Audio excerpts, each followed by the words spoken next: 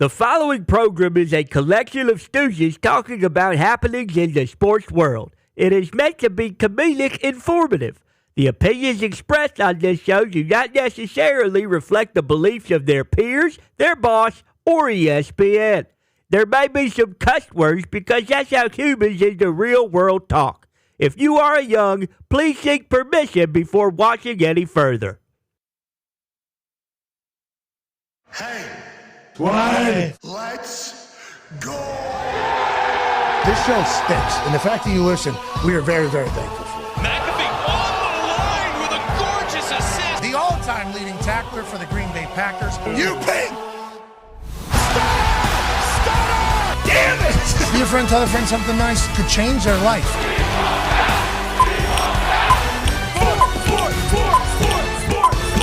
Hello, beautiful people, and welcome to our humble abode, the Thunderdome, on this March Madness Eve Wednesday, March 19th, 2025. This program starts now.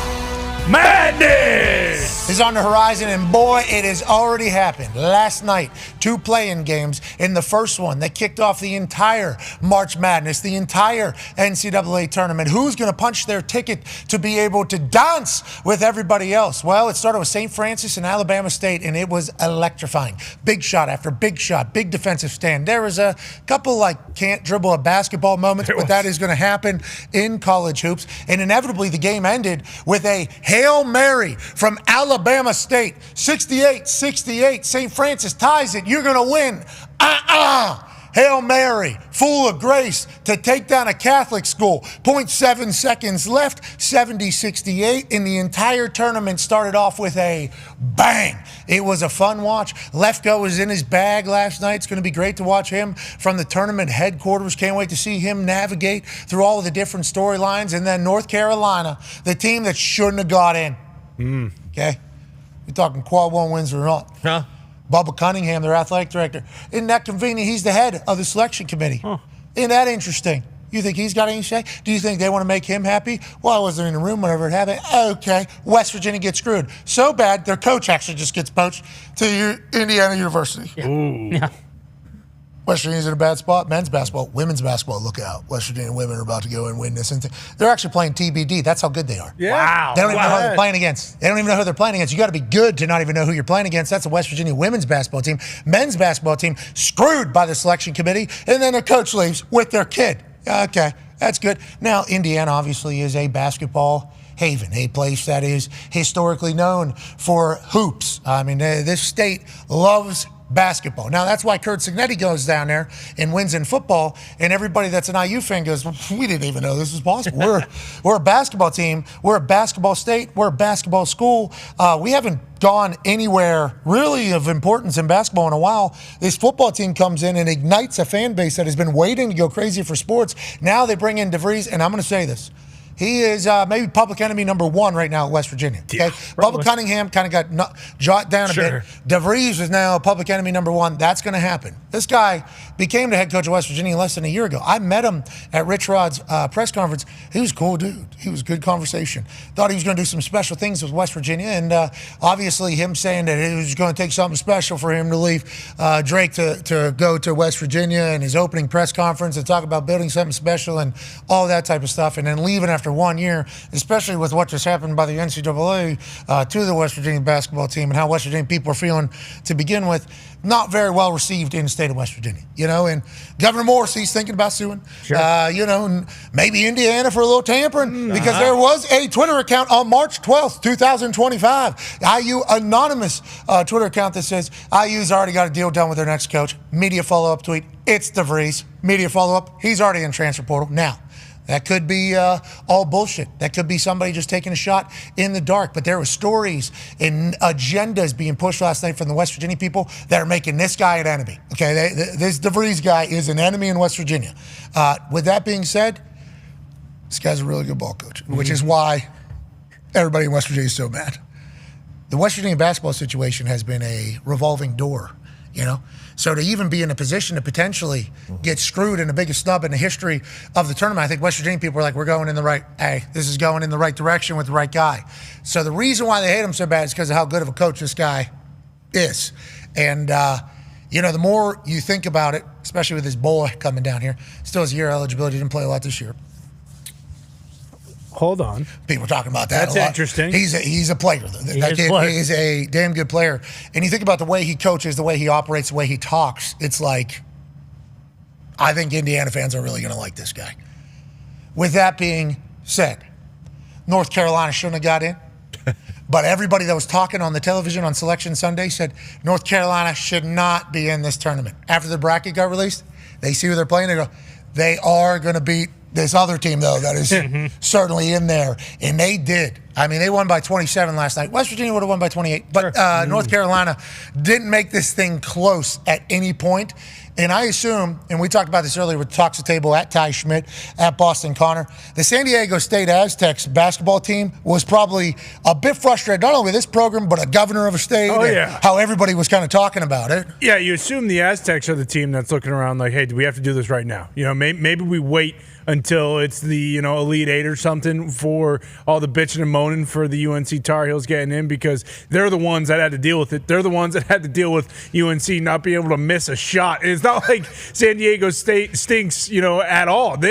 Seth's big thing yesterday was, hey, look out. San Diego State can play defense. UNC put 95 on them. So can they play defense? Probably. But unfortunately for San Diego State, the entire country basically told UNC they stunk at basketball, and UNC said, is that right? And we're going to go out and score 95 points in one of the nation's best defenses. And now, personally, I'm going to have to go back. I typically write my brackets in pen. I don't with this UNC team. They're probably going to go to the Elite Eight Final Four. They might win the national championship. What's bigger for UNC, and obviously we're part of that. We are. Sorry. That is Aztecs. That is on us. It is 100% on us.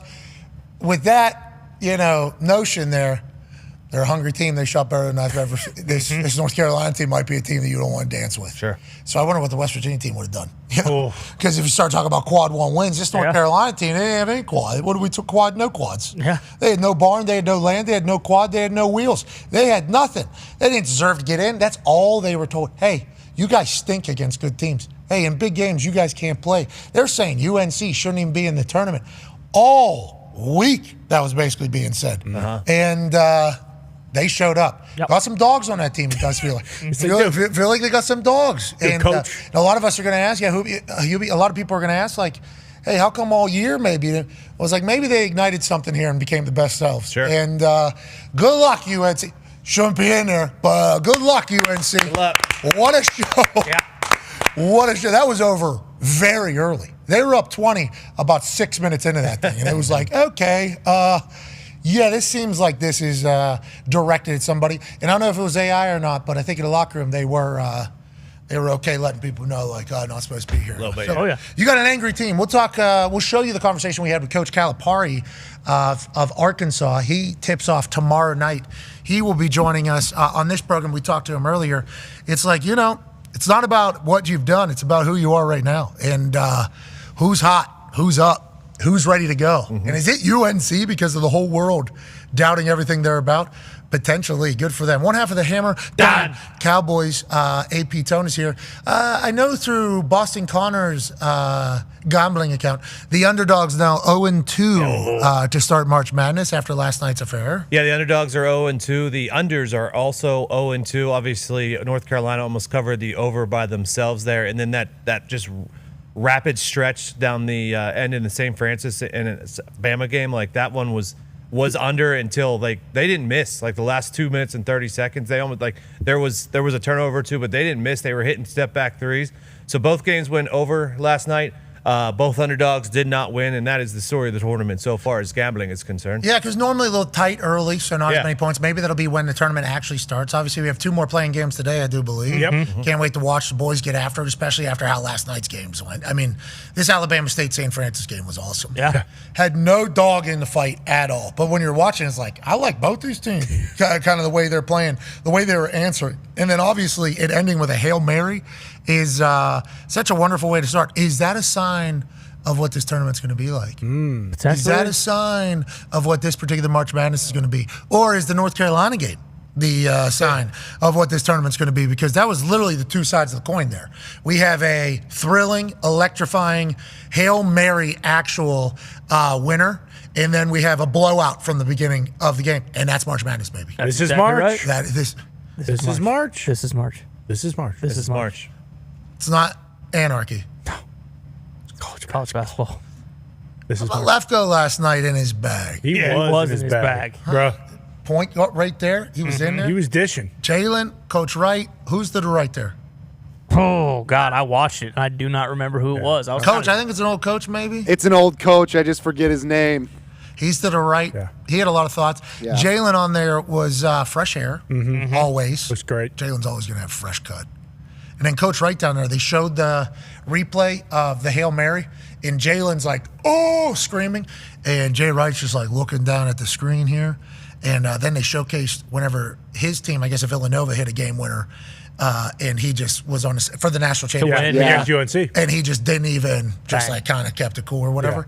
And Jay Wright said, I was looking at the clock to see how much time was left. It's like always coaching. Yep. And these guys got a tough task. A lot of teams, a lot of stories, a lot of players, a lot of conspiracies. So good luck keeping it all on track, boys. And we also need to learn about all these guys, too. So if a little piece of information drops out of the mouth, too, that's obviously very welcomed. They will obviously pull it Seth off. Davis was the other one. Seth Davis. I know Seth Davis hoops on the internet. That's him. Yeah, correct. Okay. I should have known that. That's on me. Great show. I appreciate it. I was watching it last night throughout it all, kicking off a wonderful time in the sports calendar, March Madness. We'll be off tomorrow and Friday because we'll be watching the games, just like you will be. That's what we've learned in the past. We are screaming in an empty room when we are doing the show during March Madness. Yeah. People are either watching the games and our voices in the background, or we're doing a show about something that isn't college basketball, and all we're doing is watching the games right here. So just for the good of all parties involved, there is something to watch tomorrow during the afternoon, and it'll be electrifying. And let's learn about some of these teams maybe. You know, like American University tonight needs you to do it. Yeah. Need American to go on a run. 2025, we need that to happen. They will.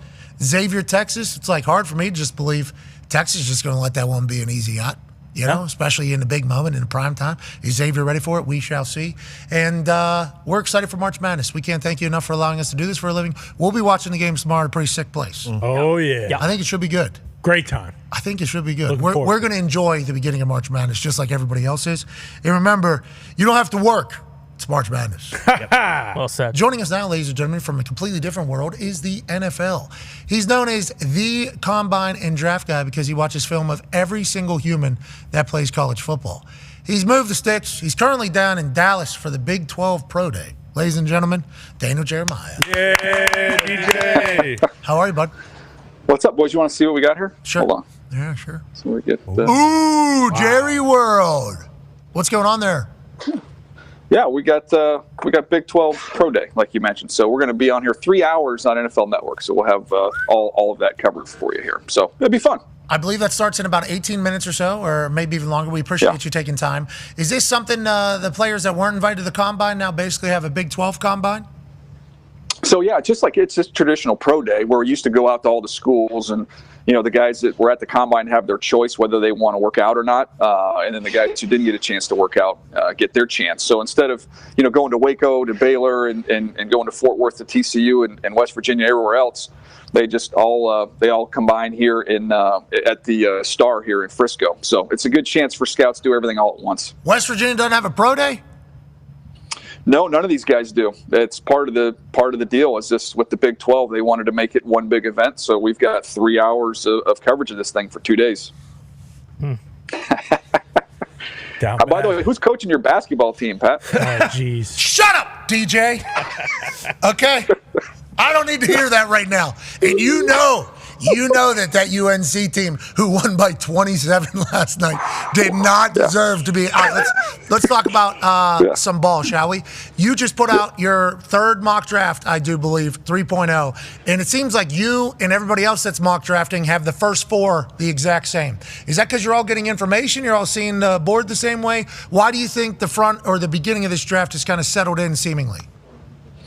Yeah, I don't know. I don't think there is, broad consensus right now. I think probably more of a coincidence that we end up having them where we have him at this point in time. So I just Cam Ward going number 1 is something when you're talking to people around the league that just has become more of the expectation. I do feel good about that. Whether that's Tennessee or whether that's 2 or 3 trying to move up to that first spot, but that's the one that I feel the most confident. After that, I still think it's pretty up in the air. With Cleveland, I just was going through the different conversations that you would have inside the draft room, and I was thinking, look, I've been in those where you say, okay, would you rather have Shedeur Sanders at 2 and maybe like Nick Scorton, an edge rusher from A&M, in the second round, or would you rather take Abdul Carter and then maybe one of those next tier of quarterbacks in the second round? And I thought, man, the allure of Abdul Carter, what I think of him, as I think he's the best player in the draft. And then to come back with whether that's Jackson Dart, Tyler Shuck,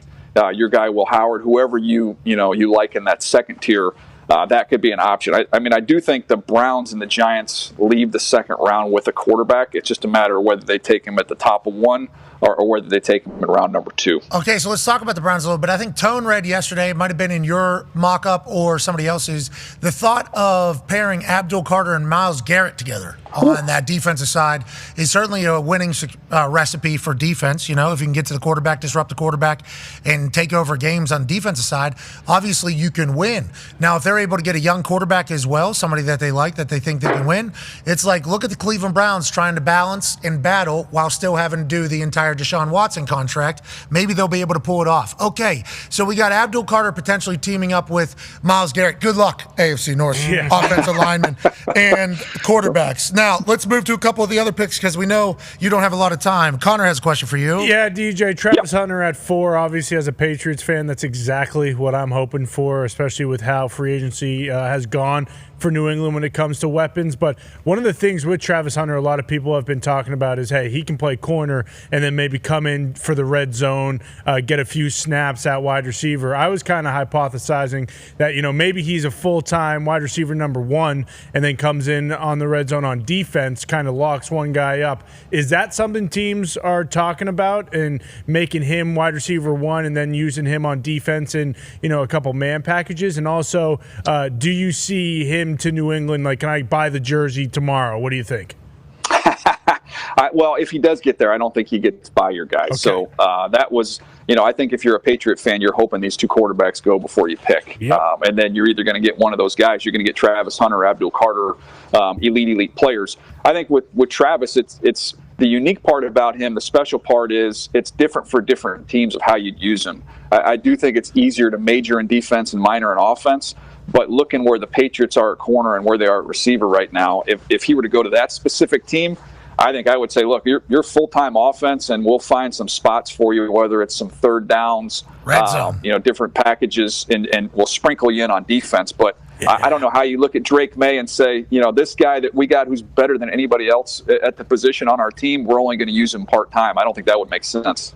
Yeah, and if you're a special talent at catching the ball, which he is, and getting open, which he is, and understanding football, which he is, it's a good weapon to have on the outside. But to your point about sprinkling him in on defense, this has been Connor's kind of pitch here. Because you got him, Gonzo, and Carlton Davis that they just gave. That's what I'm saying. And Carlton Davis. So if you got red zone or third down, you can you would hope clamp 3 people. And then with the running world that we're in right now, that is and Vrabel understands this more than maybe anybody because of the way he was used in New England of it all. It's I like that play a lot. Especially with Gonzo and Carlton Davis, like you assume because of how good Travis Hunter is at catching the ball, you can kind of try and make teams throw it his way. Like you can just leave Gonzo on his own. You can double whoever Carlton Davis is on, and it's like, okay, try and throw it on Travis Hunter. And if he's as good as he is. Yeah, maybe he's not that good. Maybe that's why. Exactly. Yeah, maybe.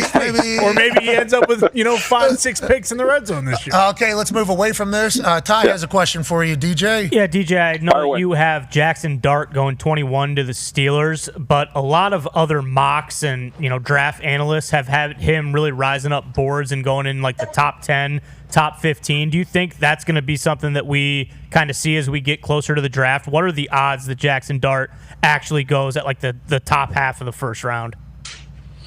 Yeah, I think it's up in the air. I don't think anybody knows, but it is interesting this late in the free agency process that you have a couple teams out there with glaring needs at the quarterback position. So Pittsburgh at this point in time, if they don't get Aaron Rodgers, I think they got to do a lot of homework on these guys, whether that's Dart, Tyler Shuck, whoever. But I just can't see them going into the season with just Mason Rudolph as their guy. To me, that's why I ended up putting Dart there, assuming that Aaron Rodgers doesn't end up in Pittsburgh. And even if he does, I don't know how many years that's going to buy you.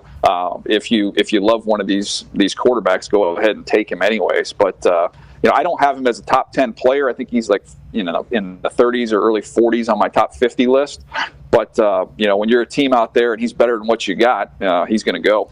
He's got the moxie too, I think. That is the more we watch of Jackson, the more highlights we watch, the more we like him, I think, as an NFL QB. And maybe it reminds me of Hurts, man. That's my comparison, which is kind of off the wall. It's kind of weird. But with Jalen Hurts, he got better every single year in college. He was athletic, he was smart, he was tough. And you're kind of just betting that it's all going to continue on that trend line. And it obviously Hurts, it's gone that way in a big way. But that's kind of that's the thought process. If you're a Jackson Dart team, that's what you're hoping for. Good luck to all parties, including Jackson Dart. They do all these schools still have their pro days left? Like Jackson still has a pro day, and is pro day season starting today? Yeah, Alabama's today. I heard Milroe's going to run too, so I'm curious to see because he looks fast as heck when you're watching them play. So I'm wondering if he gets under 4.4. That wouldn't shock me. Oh.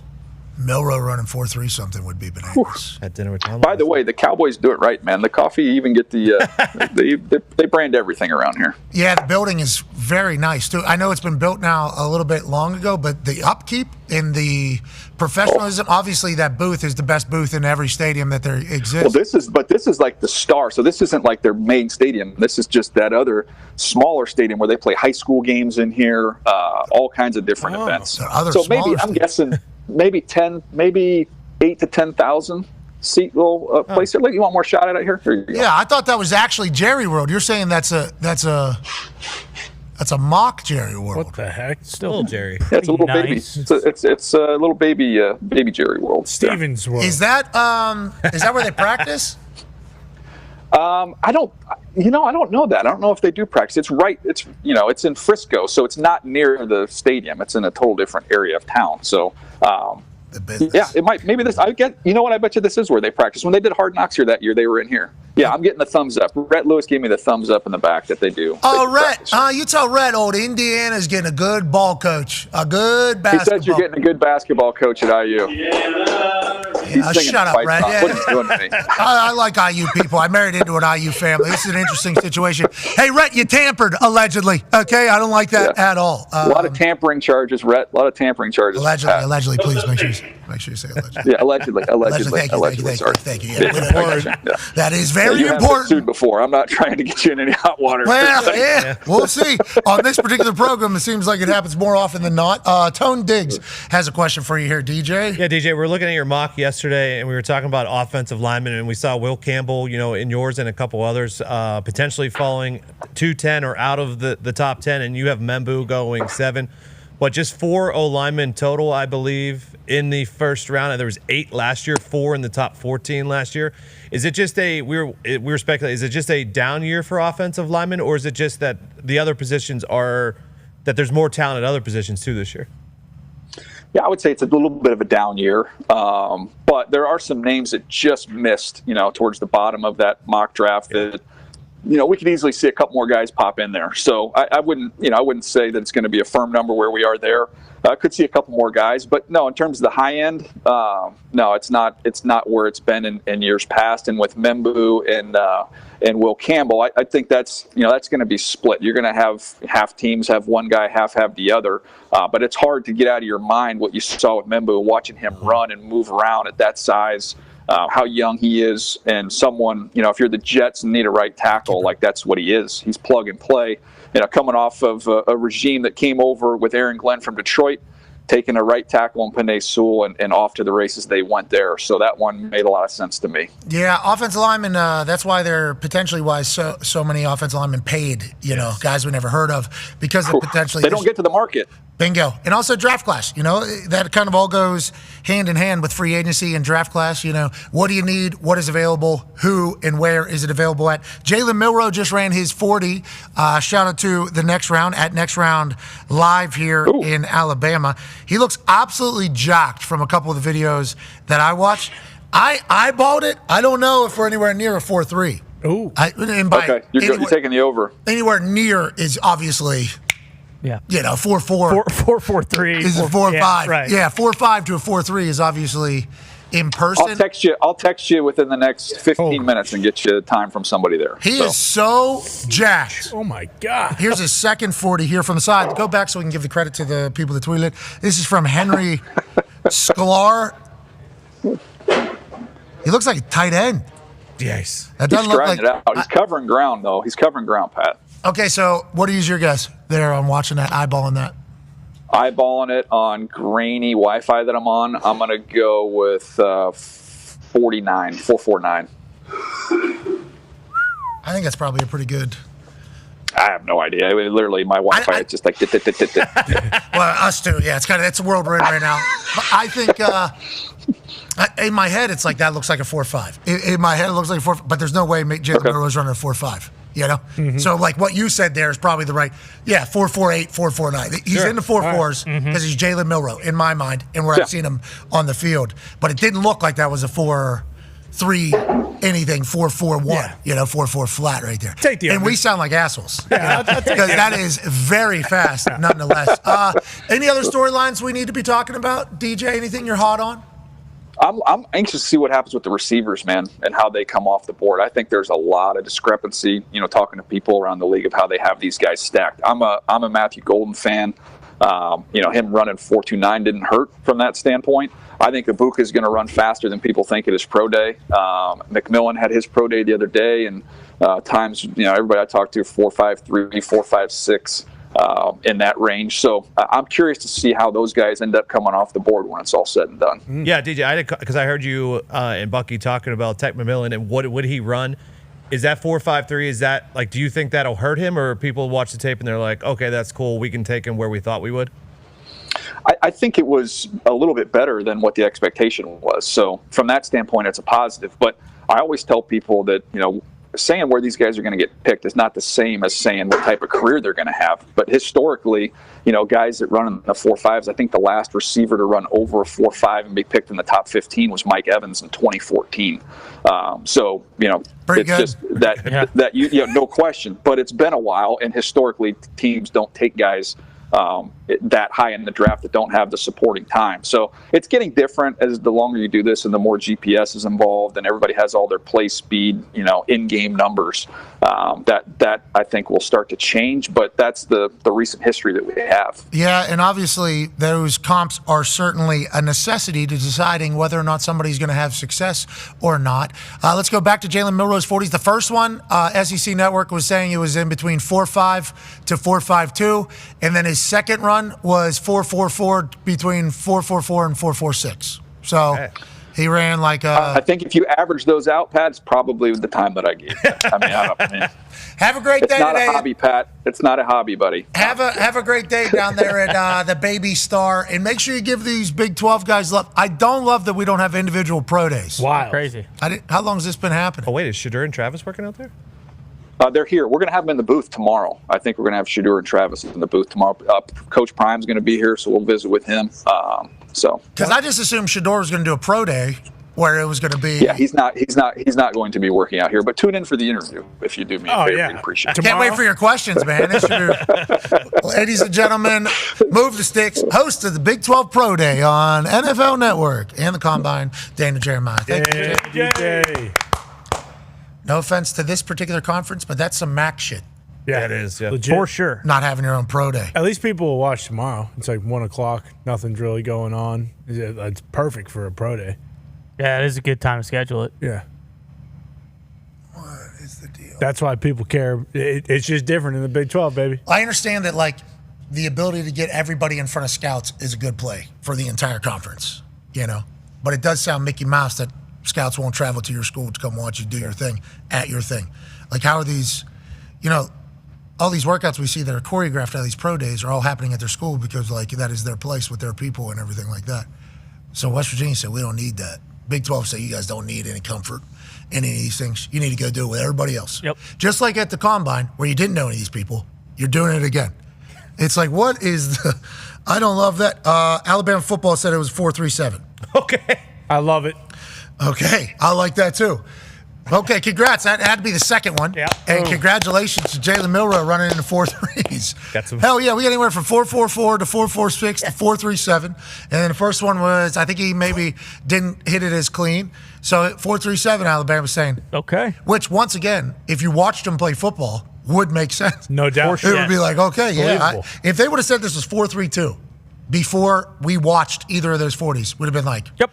That is Jalen Milroe, because when he's on a field, he is faster than everybody. That is just how it goes, which is why, the quarterback conversation is an interesting one, because with the ball in his hands, when he's running, he is very strong, he is very elusive, and he's faster than everybody on the field. So it's like, how can we get the ball in this guy's hands, while he tries to develop as quarterback, if that's what they're thinking?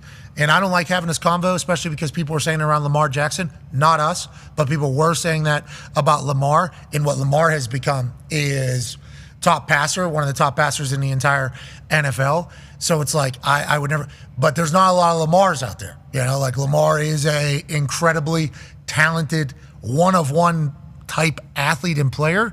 So it's like, what does Jalen Milroe want to do? Does Jalen Milroe only want to play quarterback? Does Jalen Milroe want to potentially explore other options to get on the field while also developing as a quarterback like Taysom Hill did? There's a lot of opportunities, I think, for a guy that's this athletic. Because just saying he's not going to be an NFL guy because he's not an NFL quarterback at this moment, I think kind of undercuts the thing that this is an NFL athlete. Like, this guy is an NFL football player. Like, no questions asked. He's an NFL football player. So it's like, what ends up happening with Jalen Milroe will be a fun story to kind of follow along with. Well, and if he goes somewhere where he doesn't have to start right away, like Lamar has gotten better every year he's been in the NFL. So, if he has the opportunity to sit behind someone and he just has a couple packages, like you said, like this is a guy who could rush for a 70-yard touchdown at any point in a game. So it's like, it's not like you're asking him to go out there and throw it 30 times to beat a team. If he gets the opportunity and he continues to get better, like that a couple could happen. packages. Yeah, a couple packages. And those packages, they start having success. Mm-hmm. We just keep that package. Yeah, exactly. We just keep that package in here. I'm happy that Jalen Milroe ran fast there. Yeah. That first one did not look fast, the first video that we saw. It looked like he was jogging. That didn't. And at the end, he was just kind of cruising. It's like, if that's Jalen Milroe running at his full speed, that's even more dangerous that he's just cruising. Yeah. Like, there's just no problem. Second one, I guess, much faster. 4.37 is what Alabama's saying. Shout out to them. It's all. Mm-hmm. Maybe they have the laser, though. Maybe they're the ones that are like, you guys are all wrong. Maybe that is different thumbs. But a lot of those guys that are on the 40, they've been doing that for like 50 years. The guy that was at the specialist combine, he's literally been doing hang time for kickers and punters for, I think, 40 years. Legend. At the combine. Still got it, by the way. Oh, yeah. Still got it. The thumb's important. Who's on the clock's important. Alabama's saying 4.37. And if you watch him play football, you'd say, yeah, I agree with that. Did you see who he had dinner with last night? He was meeting with the Steelers. Coach Tommel. You got Mason Rudolph over there. Do have Mace. Okay. Rodgers ain't going to like that. I know that. First Cam Hayward, now they're meeting with quarterbacks? I don't think so. Okay, we don't know if any of that's true. Could be. What we did hear this morning was the Minnesota Vikings will not be pursuing Aaron Rodgers. That's kind of been, I think, what is being understood as the holdup in this entire convo is maybe Aaron, once again, we have heard nothing from Aaron. Yes. Okay. Is Aaron still want to play? We have no idea. We'd assume by now he would know if he wanted to play. You would assume, but that's a massive decision for somebody that's committed his entire. He's 40 plus years old. He's committed his whole life to football. I mean, this would be the last. Like, that's a massive decision to have to make, especially for the last team you're going to play for. If that is what he's contemplating, and then as it continued to roll out, it was like Aaron is literally trying to see what all the options are. Like, are the Minnesota Vikings an option? And if they are an option, does that change a conversation at all? He said he's open to anything attached to nothing, or open to everything attached to nothing. It seems like from what Tom Pelissero is saying is the picture's getting a little bit clearer now. Cam Hayward said, you either want to be a Steeler or you don't, dude. And it's like, Cam, have you talked to do we know if that's what Aaron's thinking? But the way it's been reported by the insiders who want the deets, they want the news, they want to break it, they want to do that whole thing, they want to put a notch on the scoreboard, which that's their business, literally, and do what you got to do. But Aaron hasn't said shit. Like, he has not said anything. And then Schefter said people close to him are saying that he's like, nobody close to Aaron really says anything. And if they do say it, there's a chance Aaron does the complete opposite because something got it. And the person that leaked that is gone forever. Like, there's not a lot of people that are in the Aaron circle that have any idea what has happened. And we only know that because we've been on this ride for the past 5-6 years, and we have no fucking idea. So, like, AJ, I don't even think knows, So this is, it's all very interesting with Aaron. Always is. Always has been. But allegedly, seemingly, Tom Pelissero is reporting that the Vikings are on the pursuit of Aaron Rodgers. So maybe the picture does come into a little bit more focus for Aaron Rodgers. Yeah, we were always talking not from knowledge, but just guessing kind of what Aaron would do, and that's always a dangerous game. But this feels like, not another teen movie where, the Vikings were the belle of the ball, and that's where he wanted to go. And the Steelers are this girl just sitting back who always wanted him, who always loved him. We're sitting in the back of the class. Didn't always. There was like a day or two, and then all of a sudden, we ain't got time for this guy. Hurry up. No, What's he doing? We just get very disrespected very quickly, or feel disrespected very quickly. Amen. Kind of in our blood. And Cam was born and raised in Pittsburgh. His dad was a Pitt star, Ironhead. Shout out Ironhead. So, and then Cam's lived there for 15 years. So he's kind of got that Yinzer blood in him. I think that's where he was speaking from. But no, I still think Aaron gives the Steelers the best chance to win. I don't know if he wants to go to the Steelers or the Giants, or he'll just walk off into that sweet, beautiful California sunset. Honestly, the retirement thing has kind of starting to feel more like a possibility. potential, yeah. And that's just, once again, we have not talked to him. No. This is us just following all the other stories with him saying nothing. It has just been nothing said from him or his team, and all these other teams putting out shit. We want an answer. And there is a chance with these insiders that the teams are like, can you apply some public pressure here that we want an answer sooner than later? Because obviously that does help everybody to know what's happening with their roster. So it does feel like, what if he does love those walks on the beach at sunset? True. What if he loves that towel draped around him? What if he loves the feeling of the water coming through his toes? What if he loves the ability to just hop on his plane because he's the highest paid player in the history of the league and just go on a trip somewhere and disappear for 2 months? Never been able to do that in the fall. I heard there's whole different excursions of life in the fall. Oh, yeah. Like there's a chance of that, especially with the moons and how, I mean. Exactly. He might climb Everest in September. That might be the best month for it. Yeah, so back to Tone's point. A lot of people have been trying to put themselves into Aaron Rodgers' shoes and trying to think for Aaron. That's just not possible. That's a fool's tag. Don't do that. I don't think that is possible. This is a very different individual than anybody you've ever met before. And all the greats are different. Like that is just how they're different than normal humans. They are different than everybody else. That is why they become who they become. And it's like this guy, if you talk to any player that has played or coach that's coached against him and been like, certified, brother. Yeah. This is one of the ones, which is why this happens around the NFL every time Aaron does anything. Now, the media and the fans, they have their thoughts and narratives about him. And, some half-truths potentially are released that fuel those narratives for people, and people feel the way they feel. And he is certainly an anomaly. And there's a lot of things he does that we go, holy shit, did not know humans operate in that fashion. Like that is a legitimate thing, but that's who he is. And I think that's part of the reason why he's so damn great. He gets mocked and ridiculed a lot, and I bring this up because I think it's very important. He gets mocked and ridiculed a lot about the family. It's like, I think he's pushed all that shit away so that he could just be like this guy, old school football player. Yeah. Like that is old school. Hippie, for sure. Brilliant, too. Like he went to Cal. And the celebrity Jeopardy thing he did. Exactly. He could have mopped the floor with Mr. Wonderful. And Mr. Wonderful just so happened to be the one talking shit to the stupid jock. Football player. The stupid jock. I think you put anybody in the celebrity realm. Now, I think Ken and the other guy that Brad Rutter, and the guy that doubled down on everything that we love. Oh, Jimmy Holzhauer. Holzhauer. Oh, yeah. You put like the super duper trivia people in there, I think Aaron's probably in trouble because those people have treated trivia like he has treated football. But people don't want to give him credit for how intelligent he is. And I would assume, with everything we're learning now, via New York Times articles and other things, he is feeling very empowered about his brain and his decisions and his ideas and opinions versus everybody else. So, he's definitely an oddity, I will say, because there's nobody and nothing like him in any sport.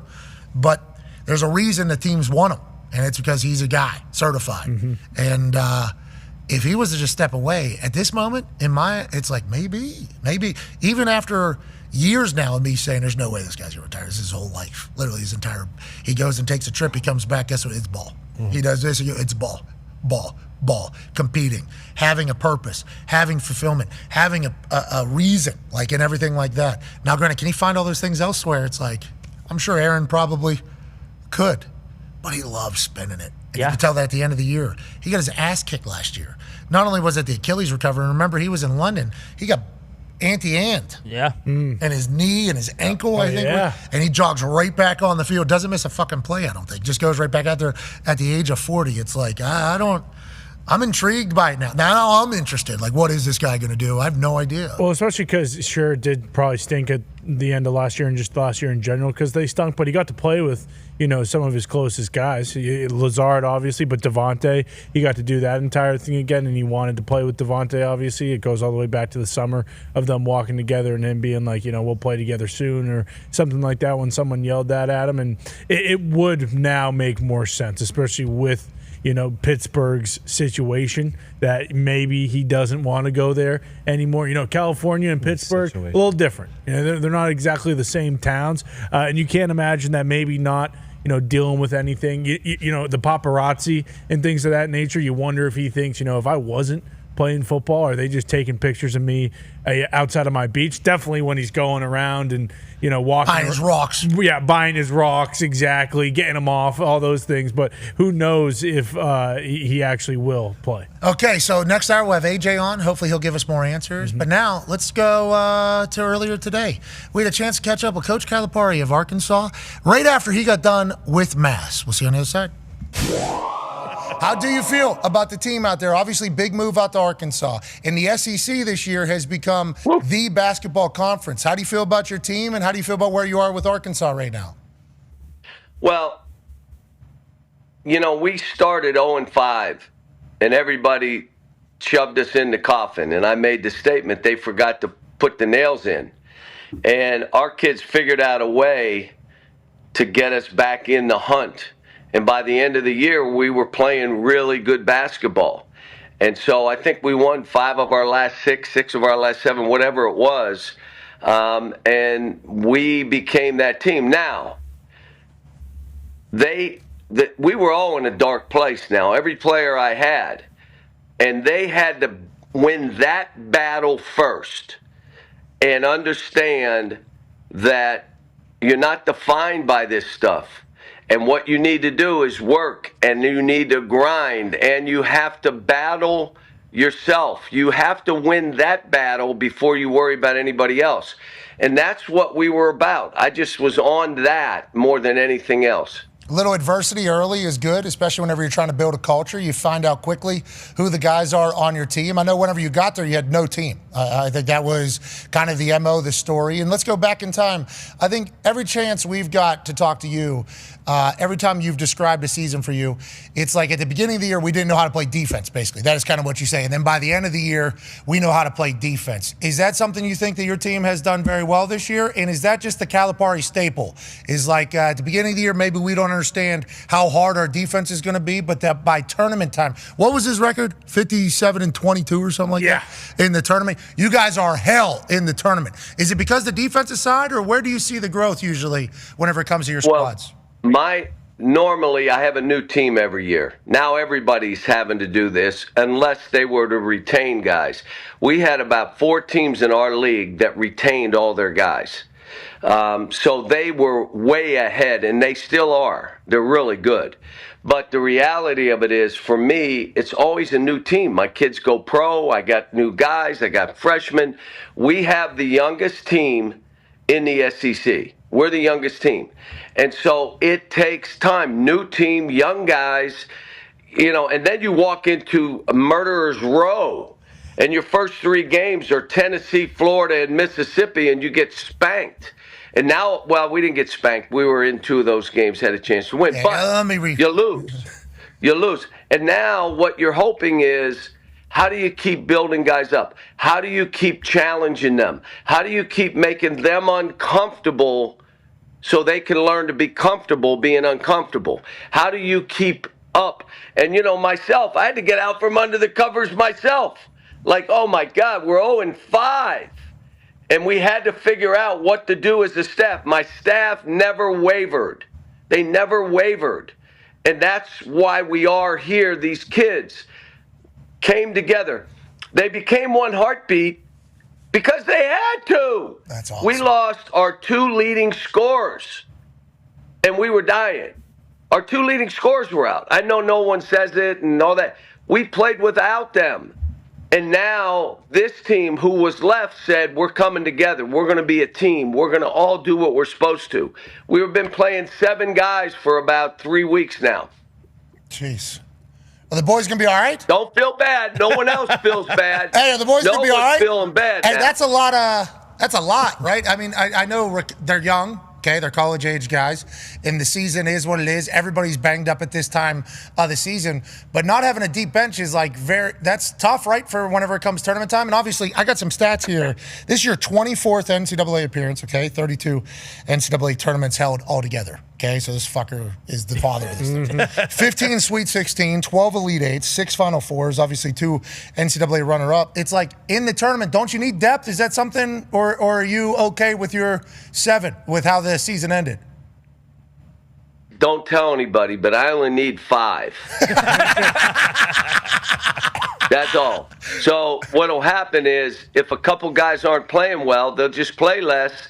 At this time of the year, you're not worried about ego or anything else.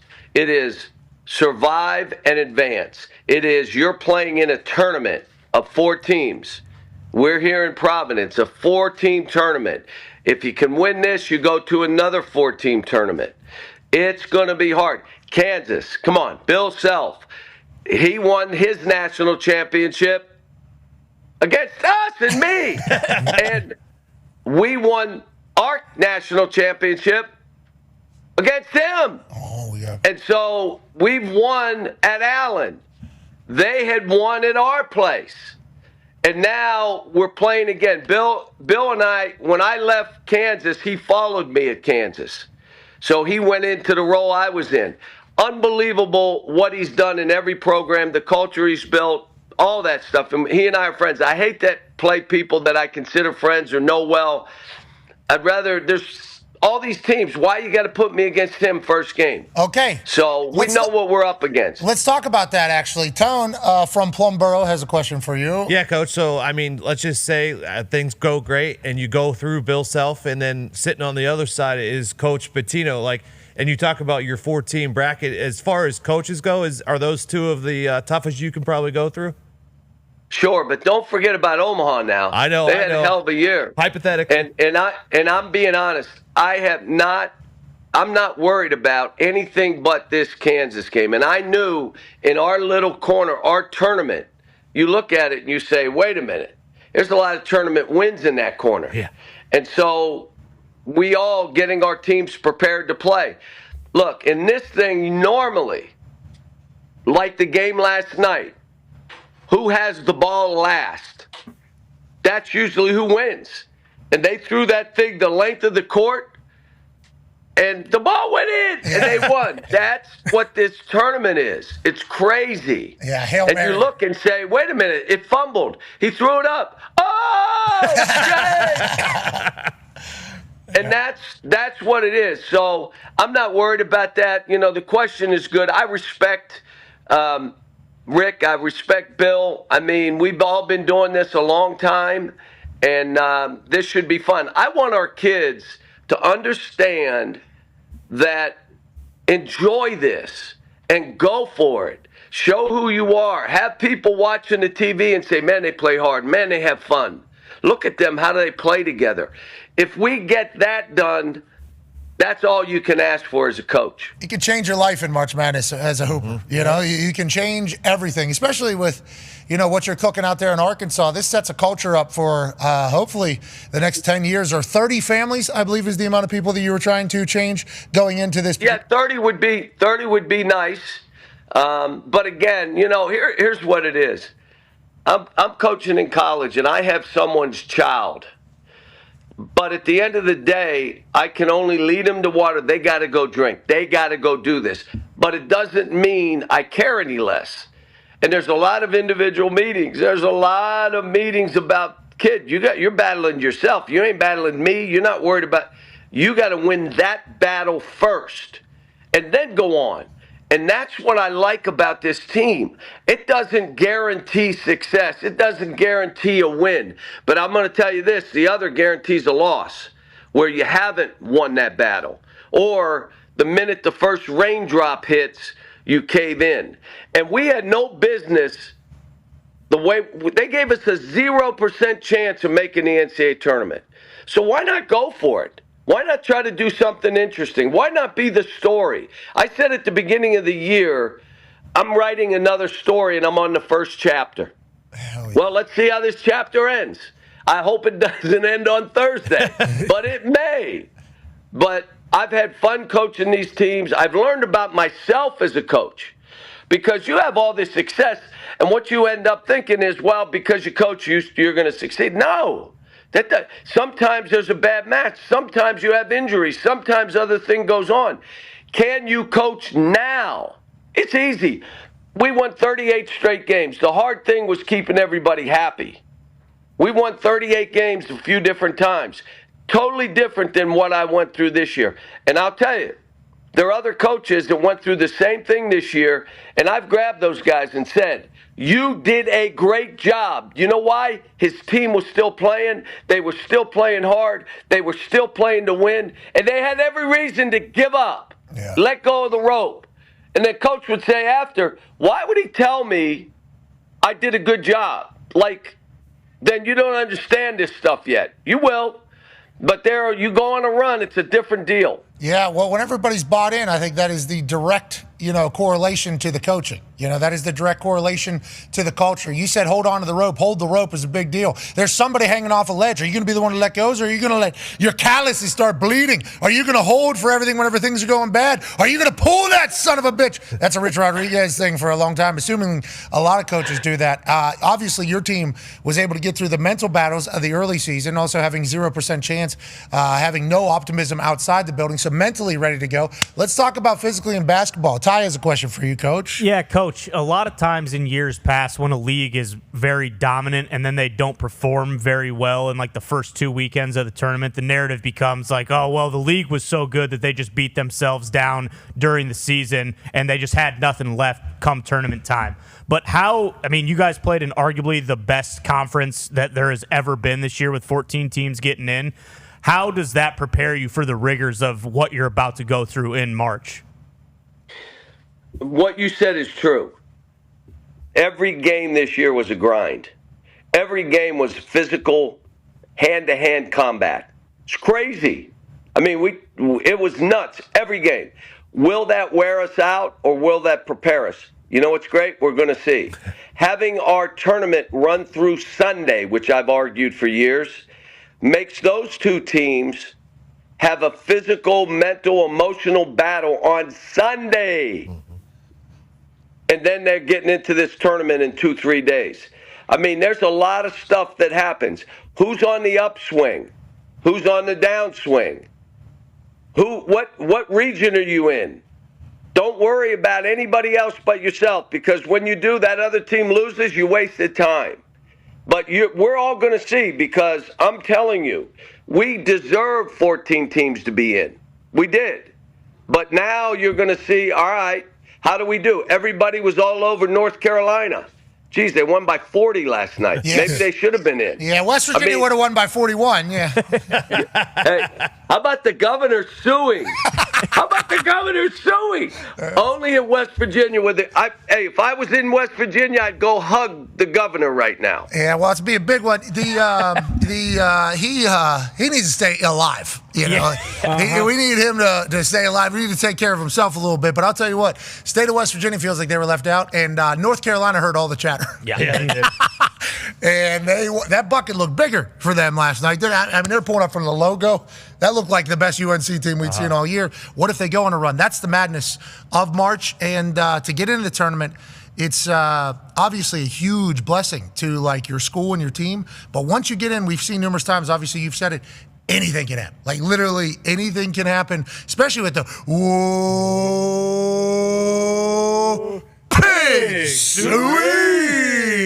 Connor has a question for you, Coach. Coach, how does the day-to-day change during the tournament? Obviously, one game at a time. Thursday, after that, you're not even thinking about anything. But is the recovery different? Is the strategy kind of different when you are just playing for your life every single game? It's what a great question. Look, everybody has different ways of doing this. I even say how people play. Now they say you should shoot 53s. Well, what if you can't make threes? No, you got to play different. So what I've done over my career, I want everything to be the same. The board prior to the game is the same. The shoot-around is the same. The meeting the night before is the same. There is no change. Let's just go be who we are. If that's not good enough, we had a hell of a year. But that's your best chance. In my opinion, I don't know, but there's all kind of ways to doing this. We had a practice yesterday that was normal for this time of year. We'll have a practice today, shortened, no contact, because I can't afford any more injuries. 7 guys. Yeah. So no contact. But from that point on, the shoot-around tomorrow, the meetings, the staff meetings with the players, all the same. How was Mass this morning? It was really good. I got out and the guy cut us off and, hey, you, what are you doing? Yeah. This was after walking out of Mass. So I don't know if it helps me, but I'm coaching other people's children and I kind of need help.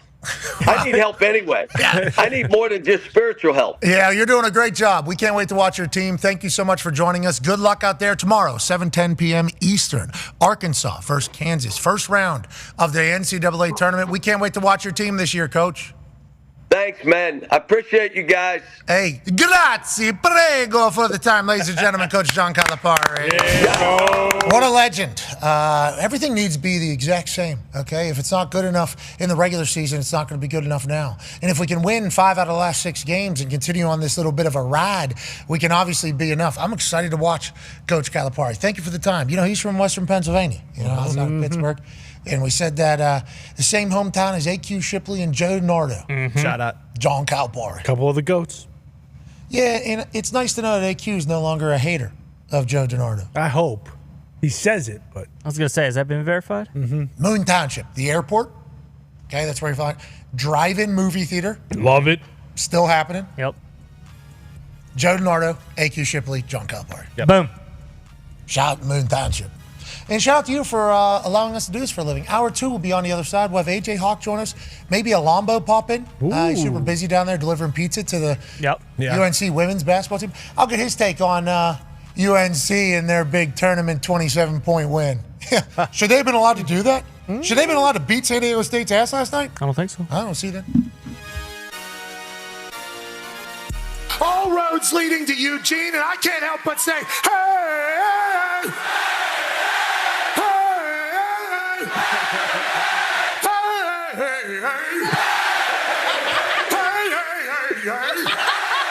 You make me wanna jump, put my hands up and pick my heels up and all again now.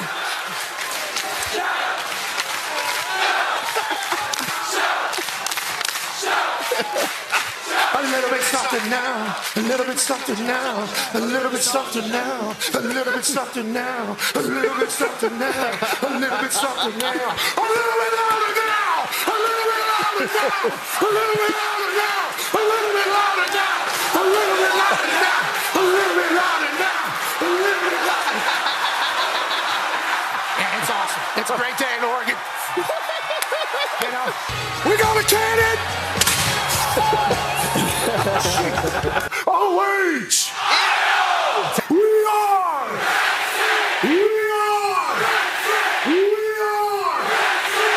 Thank you.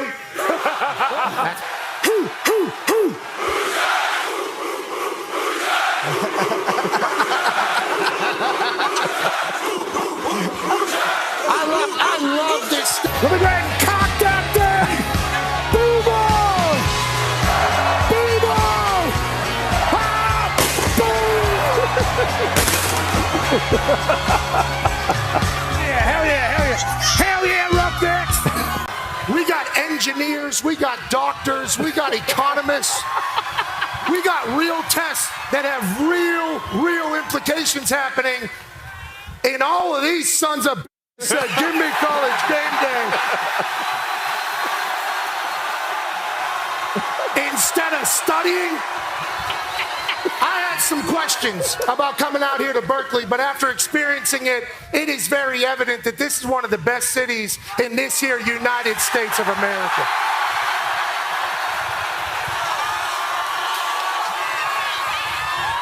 USA, USA, USA, USA.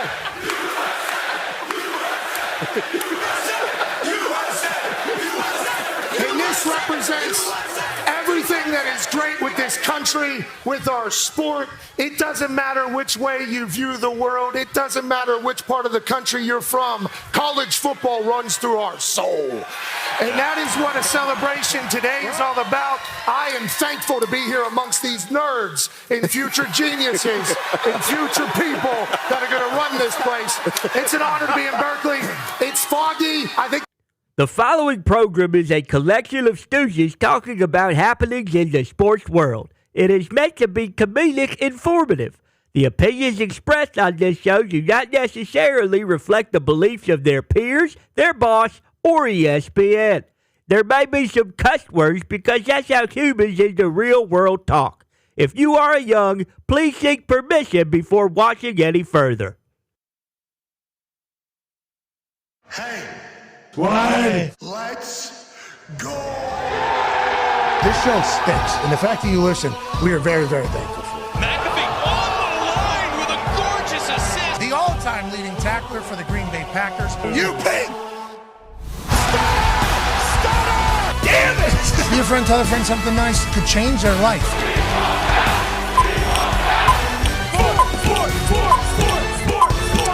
Hello, beautiful people. And welcome back to our humble abode, the Thunderdome, on this March Madness Eve Wednesday, March 19th, 2025. Hour 2 starts now. Madness! It's happening all around us. All the time. But this specific madness that we are about to experience together as a country, as a world, is a madness that delivers every single year. It's a sport that not everybody knows about, okay? Not everybody knows all the ins and outs of. Not everybody knows every single player, every single coach. Not everybody knows every single storyline. All we see is a number, which is a ranking, and we can guess how the season went, a university, and then we get a chance to experience and feel their fans and alum throughout a run of a tournament that everybody hopes that they're able to get to the top of because it could change everything for everybody. The university changes forever whenever they go crazy in March Madness. The schools obviously benefit, but so do the players. There's been players that have taken themselves from maybe second-round draft picks into lottery picks because of a run through March Madness. There's been players that have transformed their annual net worth from being just a few bucks into hundreds of thousands, if not millions of dollars with the modern NIL. There's storylines that are about to develop that are going to make us cry from all the hard work that took place. And then there's going to be storylines that are going to make us say, hell yeah, to that particular person. Congrats to you. They counted you out. They thought you were crap. And there's also a chance there's a storyline of the favorite, the team that I think most people throughout their entire lives have thought to themselves, we don't like them. there's a chance just like one of these villain teams that isn't beloved because they've been around for so long, go on a run and demolish everybody. Last couple of years, UConn has been that school. And if you do recall, Dan Hurley was the story because this dude was electrifying while he was coaching his team. They would be up 20 points and he'd be pissed about a turnover or a lax in judgment or an error was made by a player on his team. There is so many things that could happen over the next couple of weeks that kick off tomorrow. Now, obviously, there's playing games happening today. There was playing games last night. The first one was magical. It ended with a Hail Mary. Alabama State beat St. Francis, a Catholic school, with a Hail Mary full of grace. What a catch. Bucket. 0.7 seconds left. Alabama State, you're dancing. This is just the beginning of the madness we're about to experience, and I can't wait for it. Now, I have made a promise with myself that I'll be gambling a lot less money on all these games. Sure. I think we should all think about doing that as a whole. We get caught up in the moment, and we start betting on 18, 19-year-olds that we've never heard of before until maybe literally yesterday. But what we saw them do yesterday, makes us think, well, they're definitely going to be able to do that again. That is not true. Remember that is not how March Madness works at all. What you saw 2 days ago might be completely opposite for the next game. And then there's a chance that one team's going to get hot. Got to find those. Those are the teams we're looking for. Let's be selective. Let's be smart. Let's not overdo it. But whenever we feel good about something, let's enjoy the shit out of it. Because college hoops has its time right now, both the men's and the women's. But the men's one, obviously, is going to be seen by a lot more people. And with that being said, they got the best talent they've ever had in the tournament, allegedly. Yeah. So we're maybe looking at the greatest tournament of all time. Boom. And why not? The Toxic Table's here at Boston Connor and at Ty Schmidt. One half of the Hammer, Dahn. Cowboys, AP Tone is here. And joining us live from an attic in Ohio is a college football national champion, a Super Bowl champion, a Ryder Cup winner. Ladies and gentlemen, AJ Hawk. Yeah. Hawker, I'm getting so excited. Last night, Alabama State throws that Hail Mary, and I was boom, right back in it. This is what college basketball has. This is what March Madness has. Because sometimes there'll be a slow start to the tournament. Low scoring, a lot of mistakes, teams are tight, okay, game not really, kind of over. And then something happens and boom, you're right back in it. You're all the way in it. Last night, I think they started the entire thing with one of those moments, and I'm pulling for Alabama State to go on a run. I'm pulling for the basketball gods to continue to bless this Alabama State team like they did with the Hail Mary at the very end, and that's all possible here, AJ, and you're talking about changing the course of everything, and that's why it's so damn exciting, AJ. I legitimately think it's different than any other feeling that I have for sports. Yeah, it's definitely a special time. And first off, great venue, playing at Dayton Arena. They always do this. I grew up going to games at UD Arena. It's an awesome, like, old school. No air conditioning, right? Yeah, they didn't back then. I don't know what it's like now, but it's a great place to watch a game, no question. They don't make arenas like this anymore, but you couldn't have had a better kickoff game than this. Like this was awesome. Like the whole time, I feel like it was action-packed, and then how it ended was beautiful. And I know we're not talking about it, but we know North Carolina looked pretty damn good. Now, we talked about it. We were forced to talk about it. I know. Calipari even brought it up. I was forced to talk about it. Yeah. I talked to him this morning, 9:30 a.m. I was forced to talk about it with Calipari. Yeah. How about the governor, he says. Suing the entire thing. Feels like North Carolina heard that. Connor's big takeaway is like, while me doing my thing and the governor doing his thing and basically the entire world was saying the same thing outside of UNC, San Diego State was like, excuse me, can we turn it down just a little bit? We stopped. They had no chance. They had no chance. I think, yeah. And I picked San Diego State yesterday strictly because I'm like, basketball god's going to punch it. But we all knew.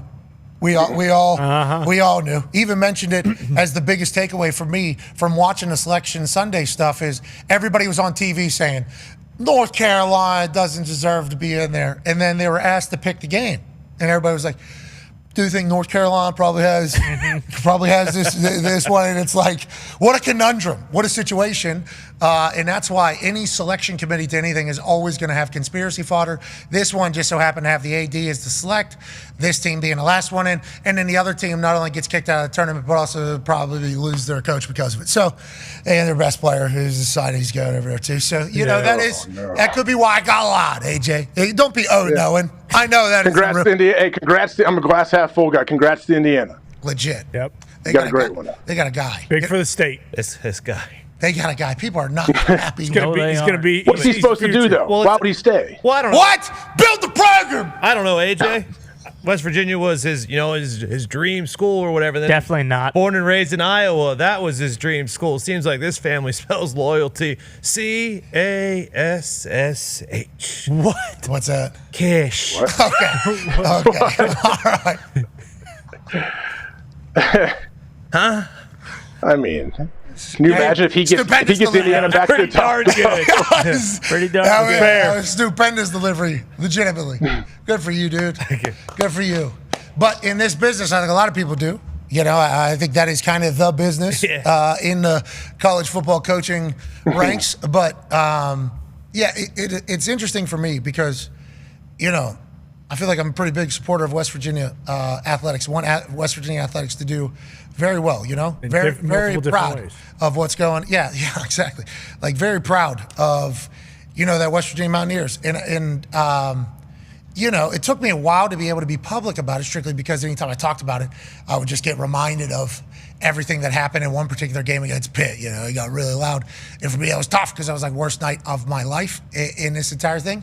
So finally got to a point where it's like, no, we did a lot of good shit there. And like, yeah, I'm proud of the fact that I was a part of a great team there and the people that I got a chance to meet and hang out with there. Like, I'm proud of it. So it's been a nice little, you know, kind of full circle with this entire thing, especially with Coach Rod going back now. At least I know the people pretty well and they know me pretty well, you know, like through this entire thing. So I'm very proud of it. So West Virginia not getting in is like it sucks because I thought we were having a, you know, because all our other sports, rifle just won another one. Men's and women's soccer, absolutely crushing it. The women's basketball team doing well.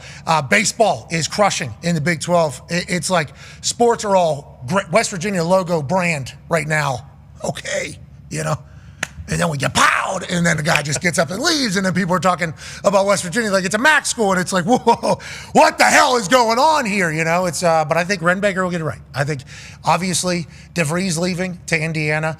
If you've ever been around Indiana or understand the history of the Indiana Hoops program, even though they haven't had success in a long time, which is why I think Indiana potentially, I don't want to say desperate, but even more so like, I don't know what the contract is. None of us really know what the contract potentially is. We looked it up. Salaries range from like $5 to $8 million, I think, per year. Buyout $6 million. But I think the IU Hoops team and the athletic department down there, after getting a chance to chat with them, they are very much like, hey, we're going to win in sports. They got money. They're going to bring in players. Oh, yeah. Yeah. AD, I think president came from Georgia. I think she came from Georgia. And she said, we very much understood when our teams were good. Enrollment. Everything else is life. So she was like all in on like, hey, sports, we're going to be good. AD saying, hey, we're winning. You know, we are going to win sports. So it's like, I think for IU fans, they're very excited about that. And I think Indiana basketball being good is good for college hoops. I think that is something that is good. It just sucks that at the moment of the biggest snub in the history of the tournament, what other people are calling it, I'm reading that from other people saying that, we also lose a guy who's a great basketball coach. It is a tough time right now in Mountaineer land, even though all of our other sports are great. Tough time right now. Yeah, you can understand why people would be pissed because obviously if you're a West Virginia fan, like if I was, I'd be pissed too. But Indiana is one of those jobs in college basketball. Like it's like Notre Dame or Michigan. It's one of those like true blue blood jobs that if you get that opportunity, you just can't pass it up. It doesn't really matter where you're at because if he like you mentioned, Indiana hasn't been what they used to be in a while. If he were to turn them around, like you're a legend forever. Not just in the state of Indiana, you're like a college basketball legend forever. And I assume there's statues around. Exactly, that's pretty alluring. And then not to mention, like he's from the Midwest, like he already has a footprint here, so that has something to do with it as well. But obviously, if you're a West Virginia fan, like none of that, you don't care about any of that. You're still pissed off. Yeah, who's going to be coaching West Virginia now? Is it McCollum? Bring back Huggy Bear. Yeah, if Rich Rod got brought back, it's time to bring back Why not? the Bear. The good old days. Yeah, I think he's still around the program. Still around the program. Oh yeah, still around the program. Is he? Whenever he got let go and then signed a contract and then didn't. I mean, that was a whole thing. And then Josh, I believe, Coach Josh becomes the head coach, but he was like titled the interim coach. But he did a season. Yeah. As the interim coach, that's tough to recruit on. For sure. Yeah. You know, that's tough to do well. And then obviously we sign old buddy here, and it's like we got some. Now we're building back again to be in the next. Now we're officially in the next chapter of what WVU Hoops is going to be, which has had more success, I think, recently than IU has. I think if you were to look like who's made a deeper run more recently, IU or West Virginia in the hoops world, I think West Virginia hoops people would be like, we know the last whatever many years has been bad, but I don't think Indiana's done anything since like early 2000s. Like I think it's been a long. When's the last time they went on a deep run in the tournament? I don't know. I knew that number because remember I mentioned it during the football. I was like, hey, this is a basketball school, but they haven't made it a deep run since like 2000. Their last Sweet 16 was 2016. Yeah, they had Tom Crean, I think, but Final even Four, then, like the Elite Eight or Final Four or whatever it was. that was like Tom Coverdale, like in the a long time ago. Yeah, in the early 2000s. Yeah, because I think West Virginia made obviously Elite Eight multiple times. Did we make a Final Four? I think West Virginia made a Final Four. Hugs, Deshaun Butler, maybe. I don't remember because I think it was in Indy. He got hurt. Did we host the Elite Eight? Indiana's last Final Four was 2002. Last Elite Eight was also 2002. I will now look up the West Virginia Mountain. Yeah, because I once again only pay attention during March, so easy come, easy go. A lot of magic. They mesh together. Yeah, a lot of moments that can happen. But even that Indiana team that you were talking about in like 2015, I'm pretty sure that year they were a 1 seed. They were either the number 1 overall seed or like they were picked to go to the Final Four, maybe win the whole thing, and they got beat in the Sweet 16. Go ahead. WVU went to the Final Four in 2010. Okay, Deshaun Butler and them, right? Yeah, it had to be. Yeah. That was when he got hurt and Huggins went down onto the court. It was like, that was one of the moments of the tournament, right? Yeah, it was Deshaun Butler, yeah. And it was here in Indy, I think, so it was like, well, I think we only hosted the Final Four. He tore his ACL against Duke, and he was eventually a national. Deshaun was a dog. Deshaun was a cool dude, too. Deshaun was, he was a star, worked his ass off. There was a lot of those stars, though. We had a lot of them kind of through the years there. So I think like West Virginia people are like, hey, the logo went to school here, brother. Like this is, I know football, obviously we are a blue collar, mining state. So football is, the sport of choice here. But basketball, we got some history here as well. So I think that is what West Virginia people are saying. And hopefully that's what Ren is selling. And I don't know if we're going to be able to keep up with IU when it comes to the NIL and the contracts and everything when it comes to basketball.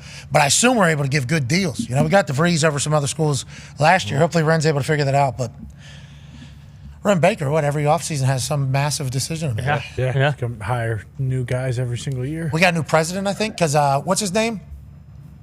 Bow tie? Gordon Gee. Gordon Gee. Oh, you got Gordon Gee. Yeah, he was at Ohio State for a minute. So he's gone. Did he get booed at Rich Rod's introductory press conference when he got introed? Sounded like it. I don't remember. What did he do there? I don't know. I don't know. I don't remember that. I don't remember if it was him or somebody else.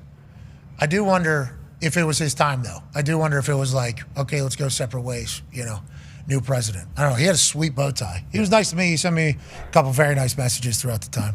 I did not go to school whenever he was under the leadership. And I don't know if it was his idea just to knock down an entire part of town. That's a really good time. Sure. Just demolish Sunnyside. That's every college campus, right? Turns commercial because that real estate's pretty valuable. Yeah, every apartment is going to be rented until when? Forever. Yep. Yeah. As long as the school is here.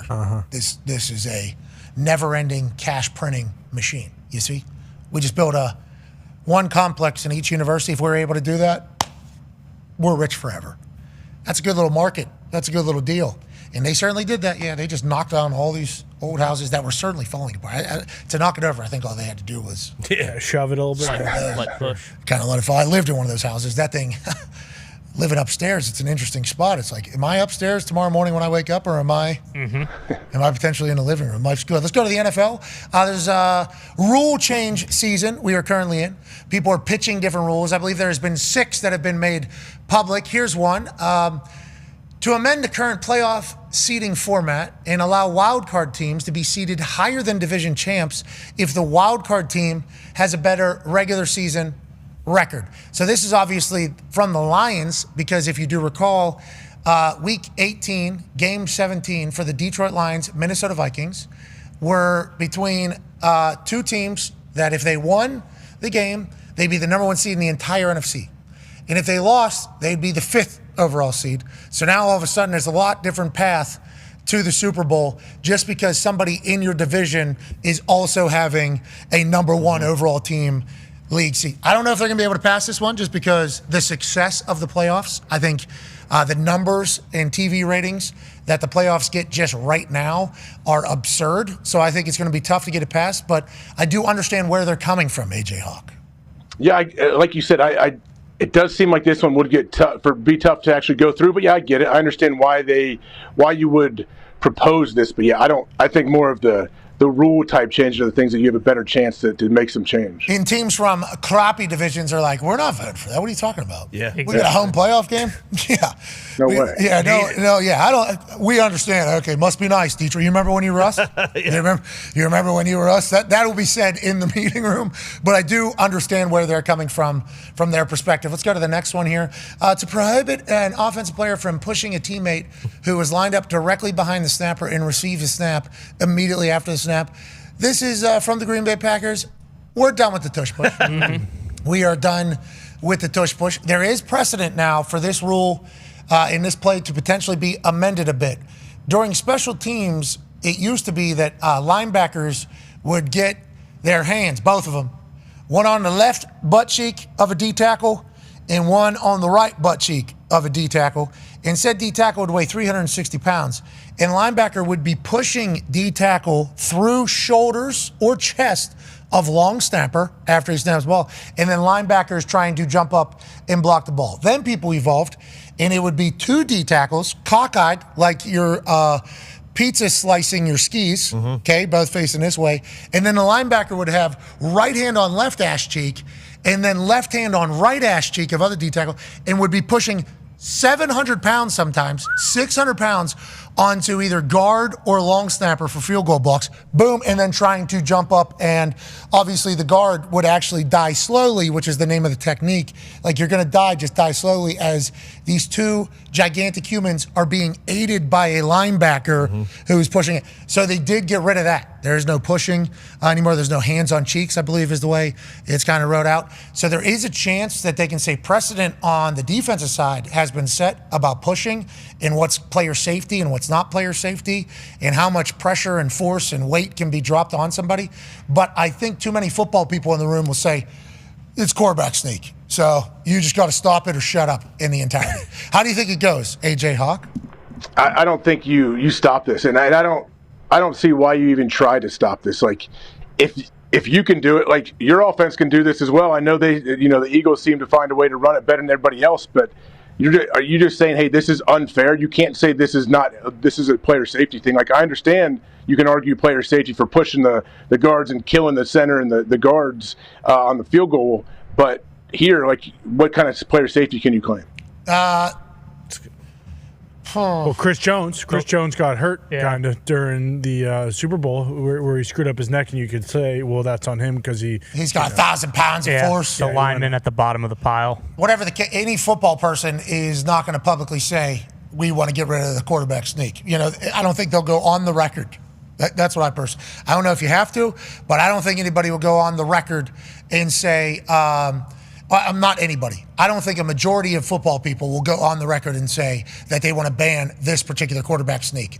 In my eyes, I just think that's going to be tough to hear people say. Go ahead. Yeah, like that particular one. That's what I was going to say. Like, you could still make the argument for the Eagles. Well, we still have an advantage at quarterback sneak because of the fact that Jalen Hurts, squats 500 pounds rather, but not having that, push from behind. And then they'd obviously have to do it for defense too, because the defense is towards, the end of the season, or I guess the entire season, to, counter the tush push. They're pushing D linemen. They're just not getting the push that the Eagles are getting. What an interesting thing. What an interesting predicament here. And the Green Bay Packers are leading up. They're not doing it by themselves. They've obviously heard from other people to think about doing it as well. But I also don't understand, because they don't do this a whole bunch, but towards the end of the season, like, they were using Tucker Kraft. They'd move him in motion and he'd take a snap and they would do the tush push with him, and they were very successful with it. So it's not like they haven't been doing it at all. I more so was thinking, like, well, they got burned so many times on 4th downs, like at the end by the Lions and by like these playoff teams, that they can't stop it. So maybe they're thinking that. But yeah, I don't understand how you can use a player safety thing when so many teams do this, and very rarely do we see guys get hurt because of this. Eagles just got it. Yeah. Oh yeah. You just have to learn it. You got to find a way to run it with your offense, whether it's put a tight end, put someone else, motion them in. I don't know. So what is it? 1st and 9 then? Okay? Basically. Is that what we're doing? That's what well somebody's change saying. Yeah. Yep. Okay, so you got 3 plays to get 9 yards. Oh, are we Canadian football now? Is that what we're doing? We're doing CFL rules, 3 downs? Okay. So we're saying we're just giving first downs away now? That's what we're doing? Yeah. Well, not everybody. It seems like the Eagles have a little better percentage than your team. Oh, shut up. Bills. I'm pretty pumped to see the selling and what actually gets passed. This one doesn't feel like it's getting passed this year, But maybe a lot of these rules, they kind of. What can you say, though? What can you say? Hey, this is not fair. Like, this isn't, like, what's your argument? I don't get it. It's a boring play. It's not football. This is rugby. Like, what are we playing? That's what somebody will say, Just like the main argument for the extra point was, it's boring. This play sucks. Yeah. So, too successful. Need to figure it out, or we're going to get rid of it. And then they were like asking around the league, come up with ideas. And I heard one ownership group wanted to propose a 60-yard extra point. A 60-yard extra point. Just go out there, just you and a little stick, 60 yards. That'd be awesome. You get 5 points if you make it? Nope, just one. It's 1 point. It's an extra point. Play music. Yeah, well, that's when, Would be once I heard that was an idea. Oh, yeah. Once I heard that was an idea, that's when I really... The stage. Okay, so we are... Okay, so we're exploring the space here. We're coming up with some ideas. Yeah, stage, smoke, music. For 1 point, can Adam Vinatieri hit this kick from a spinning stage? He's got spinning stage. Oh. Missed it. I'd watch. Yeah. Trying to make it exciting. I mean, when I heard a 60-yarder for 1 point was being pitched, I'm like, oh, so we're trying to make this like a show. Okay. Okay. I can do this. Yeah, I like what we're thinking. And I'll be honest, Adam was not happy with my suggestions. Sure. He asked me why I make a mockery out of it. Why don't I respect the game? Whoa. And why don't I appreciate the game? I'm saying I'm trying to keep the foot in football, brother. Okay? Yeah. I'm trying to keep all 3 phases. I don't want them to get rid of it. And if this is what they're going with, my idea, much more fun. And he goes, you want to see me on a stage? Yeah. Okay. Yeah. Who doesn't? Is he wearing full pads still? Is he? I want to see him run and set up. Like, can you imagine how tough it'd be? You'd be so anxiety ridden if you're one of the people though that has to run the little spinning stage out there and make sure it works in the moment because you have it's on the side of the field. It's on the side of the field. So just like in rugby, if you score on the left side, you have to kick from the left one. If you score on the right side, got to kick from the right one. It's always going. Yeah, that thing's always spinning. I didn't know that. Okay, it's even better. Whole game. Whole game. That thing's spinning. They'll actually have a counter on how many times. Yeah. This thing has spun 985 times thus far. Does it go faster? Every quarter, it starts spinning a little bit faster. So if you're kicking an extra point in overtime, like that thing, you can barely see the dude. No, that's like icing the kicker instead of up the speed. Timeout. Yeah, you can up the speed, turn it up, but you can only do it once a game. You can't do it multiple times, so you kind of have to pick and choose. So you fake like with your hand, the head coach has his hand on like the controller, and he's faking like he's going to make you spin faster. And nope, not this time. Yeah, it depends on how many timeouts you have too. Like if you have 3 timeouts, you could do multiple things. You could have it spin faster. You could have it vibrate and maybe rock back and forth a little bit. Okay, so they said that we were making a mockery out of it. Sure. And they ended up with a 33-yard extra point. And idiots. I think that has made a little bit more electrifying. It looked weird for a while because they had the way they sold things on the field was still as if it was extra point. Now, like the field, the business, I think the camera, us as viewers have all kind of adapted to it, and we keep it moving. I don't know if I'm ever going to be able to get used to this new kickoff setup. Like that. That's going to be tough. It's a weird setup. It is a very interesting setup just because in every other play there's a line of scrimmage, and in this one there's 2 of them. So it's just interesting. But they're trying to keep the foot in football, so I respect it. Let's go to the next rule that is being pitched here. To align the postseason and the regular season, overtime rules are granting both teams an opportunity to possess the ball, regardless of the outcome of the first possession, subject to a 15-minute overtime period in the regular season. Okay, so touchdown wins game on first drive. Field goal extends game. So if you hit a field goal on the first drive of overtime, the other team can answer. If you score a touchdown, that's both balls in the cup, brother. That is game over, unanswerable. So I think that's the right move. Just keep it the same as the playoffs. Yes. I think a lot of people probably assume it is the same as the playoffs if they had to guess, especially because the Buffalo Bills Kansas City Chiefs situation a few years back. I think this one should pass. AJ, your thoughts? Absolutely. Keep it the same way. We know that there's players that didn't know the overtime rules between the regular season and the playoffs. You're right. That mic'd up situations where they're like, what? It's over? Yeah. Yeah. Yeah. Yeah, it is. That's game. Yeah, sorry about it. You now move to week 14. Good luck. Got a must win. Go ahead. Super Bowl with the Niners. Like, they didn't realize the entire situation with, the Chiefs, where there's that clip of, Mahomes when they're doing the Super Bowl overtime, and they had no idea that the rules were the Chiefs get the ball no matter what. And that was right after it. Oh, yes, because it is different in the playoffs. Yeah, both teams have to get the ball. Have to. There's no – I don't even know what the counter is. I don't even know what – It shouldn't be different. Regular season should not be different from playoffs when it comes to any rule, really. Who's voting no to that? Like, what would be the reasoning to vote? You can claim player safety so the game, you don't want a regular season game going 5 hours. Is that what they claim? No, because it ends in a tie. That's what they'll say. But it's the same deal. Then you could just be like, well, then why are we playing on Thursdays? Well, and then why are we playing for 15 total minutes then? Yeah. Yeah, there's a lot of questions. Why do you extend it with a field goal but not a touchdown? Like, there's really no... This one passes. I think so. Congrats to football getting better. Congrats. Congrats to the... Congrats to what team pitched that? Eagles. Eagles. Congrats to the Eagles. Feels like that one's going to pass. Let's go to the next one. Could be wrong. Once again, we are not voters. This is what we're projecting to happen. The Detroit Lions say they want to eliminate an automatic first down as a penalty imposed for defensive holding in illegal contact. They like get their hands on you. This one's not. Okay, I love this. I'm about sick of us, a little ticky-tack bullshit, and they get to extend their drive all of a sudden. Why? Because we play football? Okay. And now we're letting the refs decide whether or not a call that can be called a lot and kind of just sneak through the rule book, let them decide and have it be another first down. That's what the Lions are saying. Yeah, I think they were the most penalized secondary in the NFL last year. So they said, we're not going to change the way we play defense. Let's change the rules. That's not bad. Hey, to be clear, everybody tells us they would play the way we play if they could. Let's let it. Let's let everybody grab everybody. AJ, how do you feel about this? I think this one might be tough to get through, especially since the Lions are with the most penalized secondary. They were guilty of doing this a lot. Yeah, does that play a factor when they think about voting these rules through? Like, hey, who is proposing this? Definitely. Yes. Just like Cards Against Humanity, we've said it once, we'll say it 1,000 times.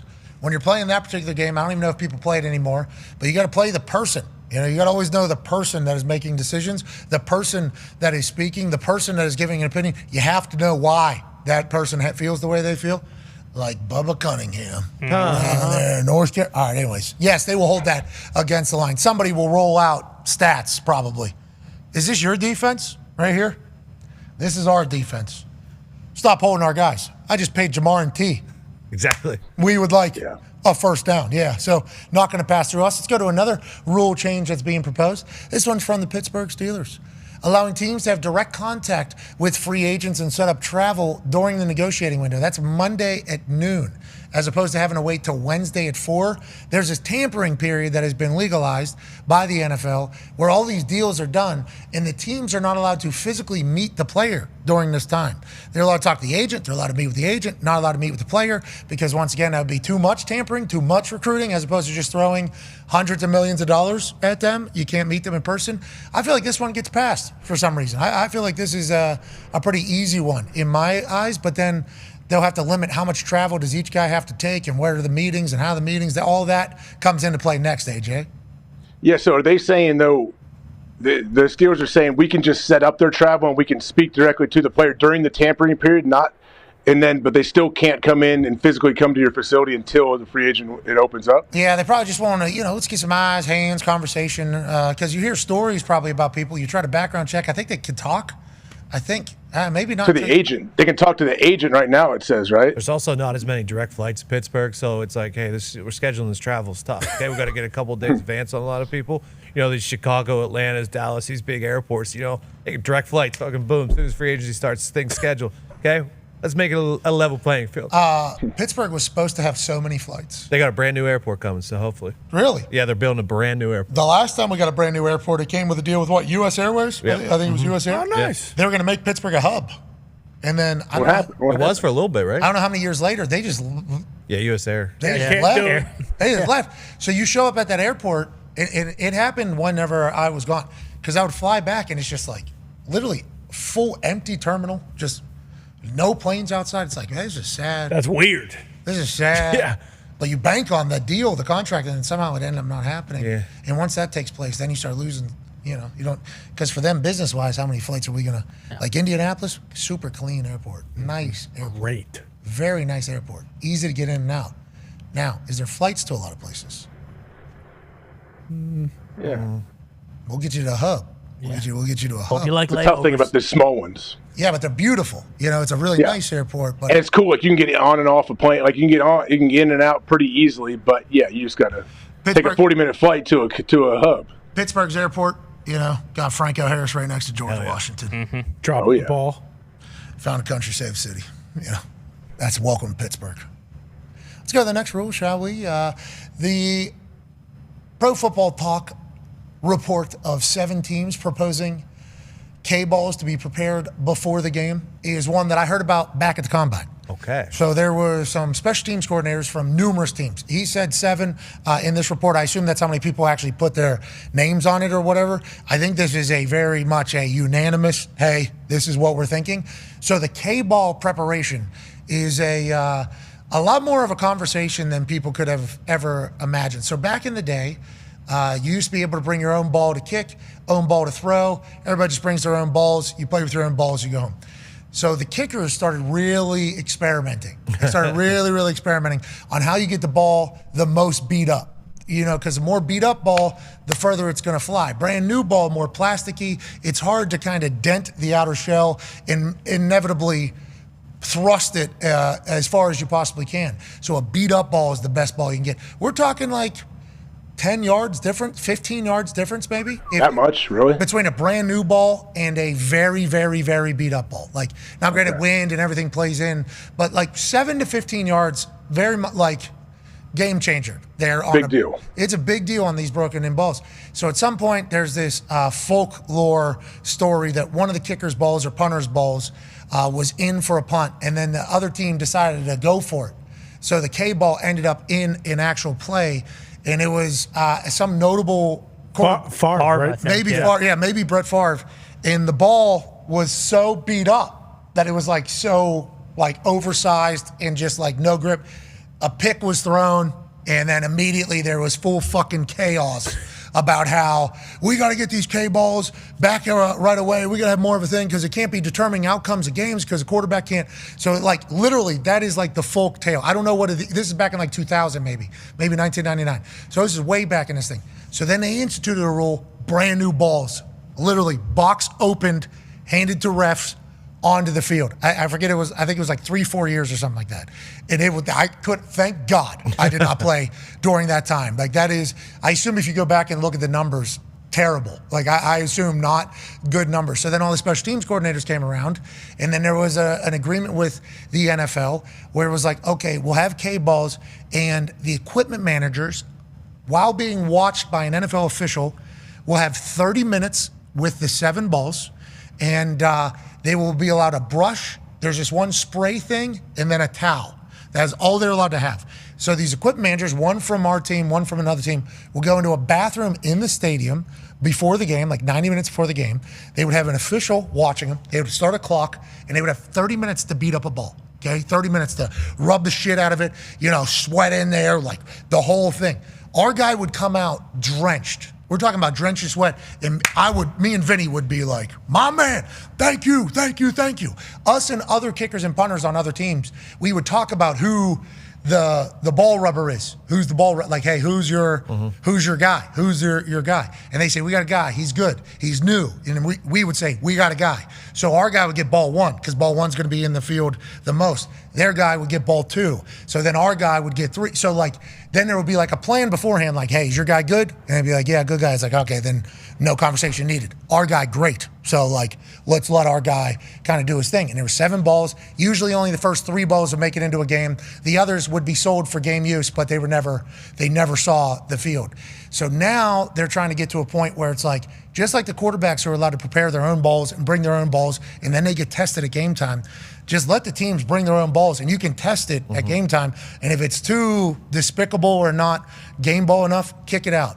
Kickers want the ball hard, not soft. So it's like the air pressure will be there. If it's beat up, you can tell if it's too beat up. Like, there were some games back in the day, laces were popping off the ball, and it's like, that would be awesome, just to have an actual helium balloon. Not that helium would help, that has been Mythbuster, but for that big of a thing, like a rugby ball, like an Aussie ball, I mean, the sweet spot gets bigger the bigger the ball gets, so it's like, that. I think they can do both. I think that's what the special teams people are pitching. Like, hey, just let us bring our own ball, you can test them, and then we just keep it moving. We'll use our balls, they use their balls, and we just keep it moving. So what I'm saying is, something as minute in a lot of people's eyes as the K-balls, this has been a conversation for like decades. And crazy. I think this is the right answer. I think, and we're kind of getting back to where it used to be before. They were putting it in the washer and dryer, putting it in a sauna. Guys were putting the ball in the sauna, obviously. Awesome. We're beating it up in the sauna so the thing would grow. And then obviously you pump it up as much as you possibly can. It was like they were, abuse leads to restriction. Sure. And that is potentially what happened there. But they felt as if it was gamesmanship. And that's where we're back at the beginning for the K-balls. Okay. Great guy, huh? Why wouldn't they let the kickers and punters have that 30 minutes to do it? Great question. I don't know. I to be clear, I never asked. I was always like, Frog, my guy. Yeah, Frog. you had a guy, dude. That's a valuable spot. Very valuable spot. We would go to teams, and they would say, we got a bad guy. And I'm like, oh, sorry, man. Ooh. Sorry. That sucks. Because, like, you feel it. Like, whenever we played in London, Walt, the ref, he had ball 7 he was putting ball 7 on the field on purpose. And I'm like, these people actually like us over here. Like, in England, these people actually are, like, they'll cheer a big-time punt. And I get the ball for, like, the kickoff, and it's like, what is this? This is, and I look, it's ball 7. I'm like, why are you doing that to us? Why brand new ball? Somebody snaps one. Let's say little gamesmanship has been done in the past, like a game winner, away game. Ball boy throws in ball 4, as opposed to like ball 3, ball 2. Like one of those situations has happened. And as soon as you catch a snap, it's like, oh, this is a bad ball. You can literally feel, as soon as you catch it, you can feel it, and it's a game changer. How many of these rules are passed? That's 6 being pitched. What did we think? K-ball. 2 of them. K-ball passes. Steelers probably passes. Yeah, K-ball and Playoff rule. Yeah, the Eagles. So maybe 3 of them. Tampering, visitations. Oh, yeah, in the overtime. Yeah, overtime and K-ball. I think it. I think those 3 will pass. Joining us now is a man who, had been in the NFL for his entire life. Now, he is the general manager for the North Carolina Tar Heel football team. Where was he on Selection Sunday? Good question. Ladies and gentlemen, Michael Lombardi. Oh, Pat, I was right there. Look at what we did last night. I mean, maybe the conversation should have been, why was San Diego State in the thing? Damn, we took all the heat. We played. Well, San Diego State's athletic director wasn't the chairman of the selection committee. Okay, Lombo. And you know Bubba much better than I do. Bubba's a good man. I just need to know that Bubba's a good man. Good man. Everybody's good people down here at North Carolina, and certainly with the great tradition we have. Look, I don't know how it all goes in there, but, look, we proved it last night on the court. And, the other thing is, too, our women's basketball team, we're hosting here, too. A 3 seed. There are a lot of things going on here in Chapel Hill. I saw you and Coach Belichick delivering some pizzas. Absolutely. There you go. Hey, you guys love him speaking to the team. He said "we" and "us" a lot. And you just said "we" and "us" talking about North Carolina. Feels like you guys are fully in, huh? You guys are all the way in North Carolina. It's the greatest. I'll tell you, Pat. You got to come down here, and you got to. There's Coach Backhart, Courtney. She's great. I mean, you got to come down here and go into Carmichael and experience the place that Jordan took the roof off of. It's magical. It really is. I mean, you walk in there. Now, I know you've been to Butler where they filmed the movie Hoosiers and all that, and that sent me chills when I went in there. But every time I go into Carmichael here on the campus of the University of North Carolina, it's amazing because all I can think about is how many shots Jordan practiced in that arena. How many did he make and how many did he miss? Like, his whole life was in there. You could just feel it when you go in there. It's incredible. Yeah, some greatness and, great colors too. I mean, you guys' uniforms are the best. I love how much you have just taken ownership of being at UNC. Where are you guys at right now? Because we got the next transfer portal coming up in April. Spring is not happening. You guys are on break. What's happening right now? No, we got spring practice today, which is great. It'll be our fifth practice of our spring. So we've got that at 5:00 tonight. And, a lot of recruiting going on. The portal doesn't open up until April 15th, which will get an opportunity to evaluate our team where we are, and then to go look at the portal to see what's available for us to sign to help our team for the 25 season. And then really our focus has been on the 26 season, really doing a good job trying to recruit players for that. And, that's ongoing. What's Bill? The difference between college and pro is, when you work, like everybody's working on one draft board now in pro football, they're working on getting their boards set up. And in college, you got the 25 board, the 26 board, the 27, and the 28. I mean, we have young kids that come watch us practice from 27 that are, they're just 15 years old and they look like they could play pro football today. How many of those guys are going to end up wearing Carolina blue? How many of those? We get as many as we can, Pat. Look, the one thing is one thing about this is you're not limited to draft picks. And we're not waiting for the compensatory picks to come around. We got a lot of first-round picks we can use. How's Bill at practice compared to when he was with the Patriots? What is is it the same? Is it different? How is he coaching versus maybe when he coached in the NFL? Well, I think the hardest challenge for him and our coaching staff is how to teach the players how to practice properly. Nobody needs to be on the ground. We need to have physical contact. We need to be a physical football team, but that doesn't mean we need to be everybody in the training room all beat up. So I think that's the process. Bill Walsh said it took him 2 years to teach the 49ers back in 1979 until really they got to about 1981 when they learned how to practice without pads on. You guys know from playing in the league that sometimes the practice tends to slow down when you don't have pads on, and that doesn't make it a good practice. But you have to find a way to be physical without pads on and beating everybody up. And that takes a process. We have to teach players how to do that, and I think that's what Coach is working on now. How many stay off the ground? How many? That's a lot of that, huh? There's a lot of that. You've heard it. Yeah, oh yeah. There's a lot of stay off the ground. There's a few stay off the effing ground. There's a few just stay off the ground. We got a little bit of both. Yeah, depending upon how severe the punishment is, depending upon how severe the crime is. Now, the Connor just reminded me. You guys doing no numbers down there right now? No numbers. See, but everybody miscommunicate. Everybody thinks this is some kind of form of punishment and all that. There's a method to everything Coach does. And one of the things we have to work on here at North Carolina is our communication, right? We got to know everybody on the team. We've got to be able to not just call out, hey, 79, you've got the A gap. You got to slide down. You need to know the player's name. You need to be able to communicate, and it highlights communication. Everybody, when we did it in New England, everybody felt like, it's just we didn't want the media to know who the players were. Well, that wasn't true at all. We wanted to work on communication, and that's what we're doing here. And that's one of the great things about it is we can practice community. One of the things you see, look, let's take the game. The Rams are sitting here not winning the Super Bowl or playing the Super Bowl because they had a failed communication on 2 of their last protections when Matthew Stafford got sacked when they're going in the red zone. That's a communication issue. It wasn't a talent issue. So practicing communication is really important. Yeah, and learning everybody's name. When you're watching film, that has to be a nightmare. Oh. That has to be. Oh, that's a night. Look, I would like the numbers on him. I mean, is that? Wait a minute.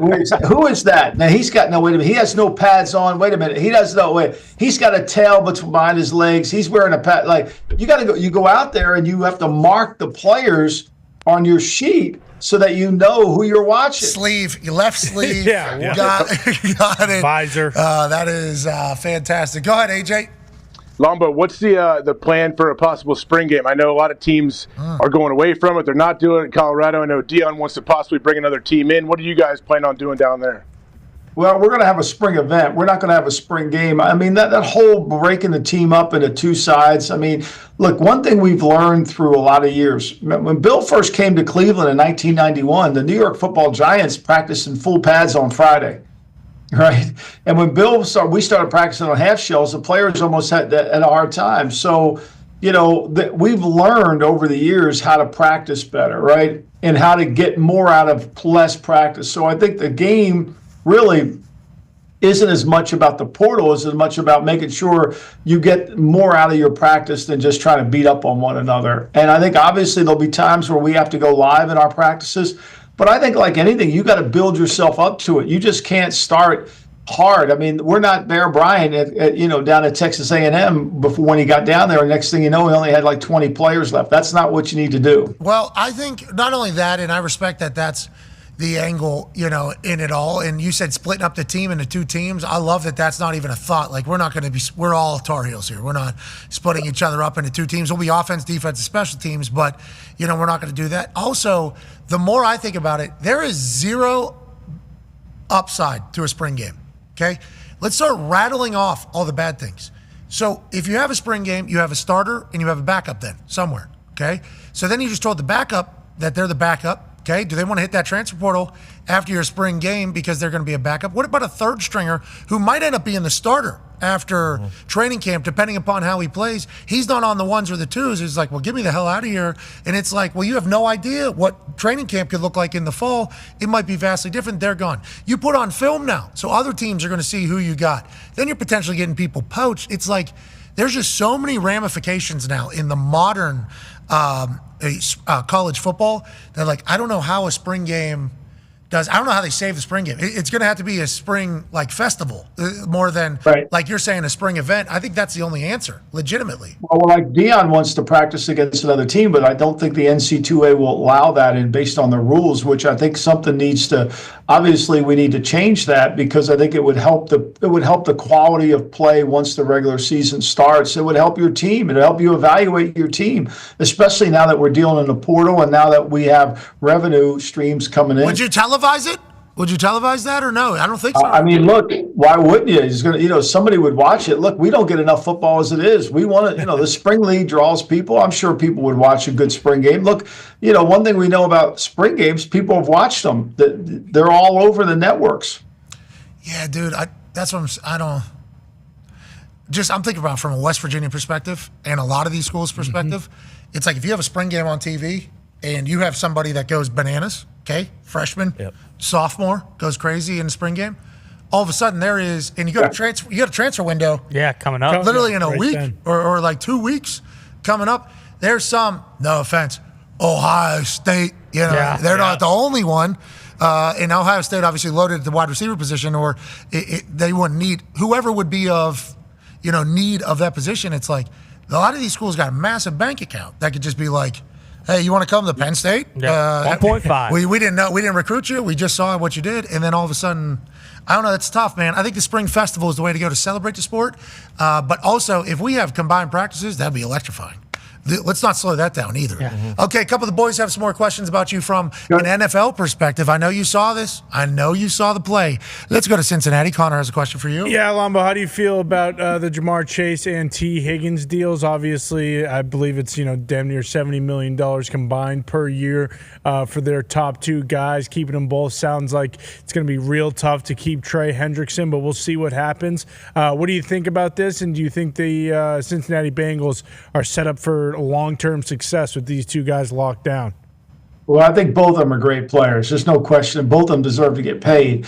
I think this is more of a question, and you already know the answer to this, Connor. You're asking me. You know how I feel about this. This was a setup. I mean, this is an alley-oop, right? I mean, you expect me to dunk this. I know how this is going to go, but look, I don't know how you do it if you can't block. I mean, maybe since he's made a deal with Pittsburgh and Baltimore and and all the other teams that they're going to count to 5 Mississippi when they rush, and so they can throw the ball to these guys.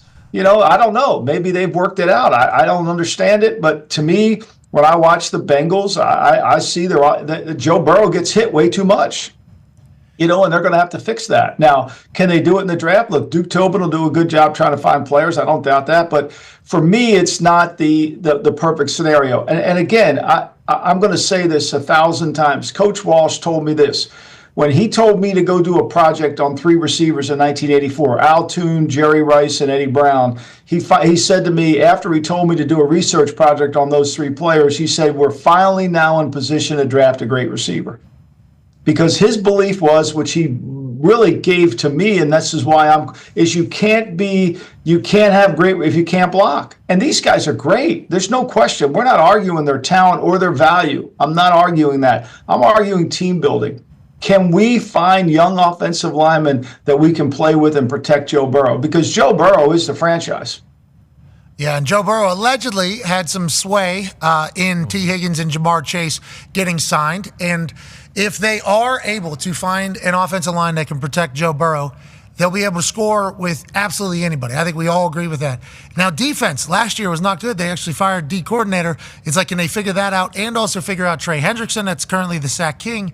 That's a lot. Hey, good luck to you, though. Hey, and I'm pumped for Bengals. Hey, look, maybe it'll work, but I think when they went to the Super Bowl and almost beat the Rams, their defense played a lot better than they did. And I think, to me, to play great defense in the NFL, you got to practice. You got to have physicality within your defense. I don't think it's a game. Football is not a game where you just turn it on. Look, the Eagles went from being horrible on defense to being really good. Now, Vic takes a lot of credit, and deservingly so, for making that defense better.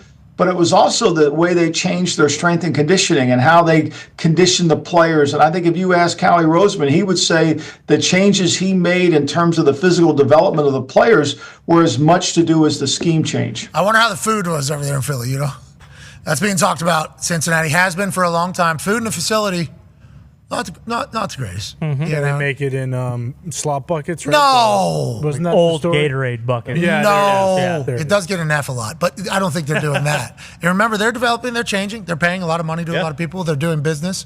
Hopefully the Bengals are able to figure it out. And what I was going to say is, for Bengals fans, they're incredibly pumped. I think that they're just spending money. You're like, this is the first time Bengals and Mr. Brown and their family have really gone after anybody. Is it a style that can win in 2025? We shall see. We're running up here on a hard out about 50 seconds from now. So I would like to ask you, did you read the 80,000 pages? Have you got through the? I'm working through it, Pat. I'm still working through it, but I think it's going to take me a little bit of time. I spent a little morning. I got up a little early this morning to read some of it. I'm fascinated by it. I'm down the rabbit hole, as you know.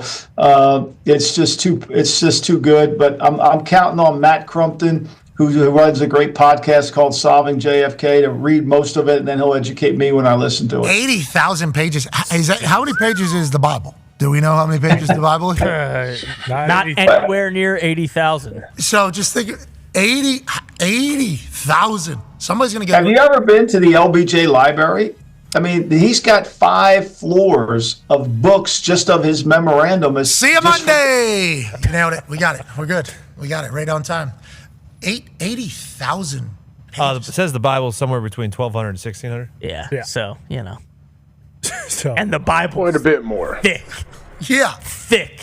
The issue here is who's reading through and picking and choosing what we, Yep. Now that's the game. Oh, we got plenty of people doing that, Pat. Now we got some really good people in there that kind of go through it, and a lot of them. I'm on the side that Lee wasn't on the 6th floor, so that's the side I'm on. Now you're saying right What happened, Lombo? What happened? 80,000 pages, AJ. Fucking read it. Why don't you do it?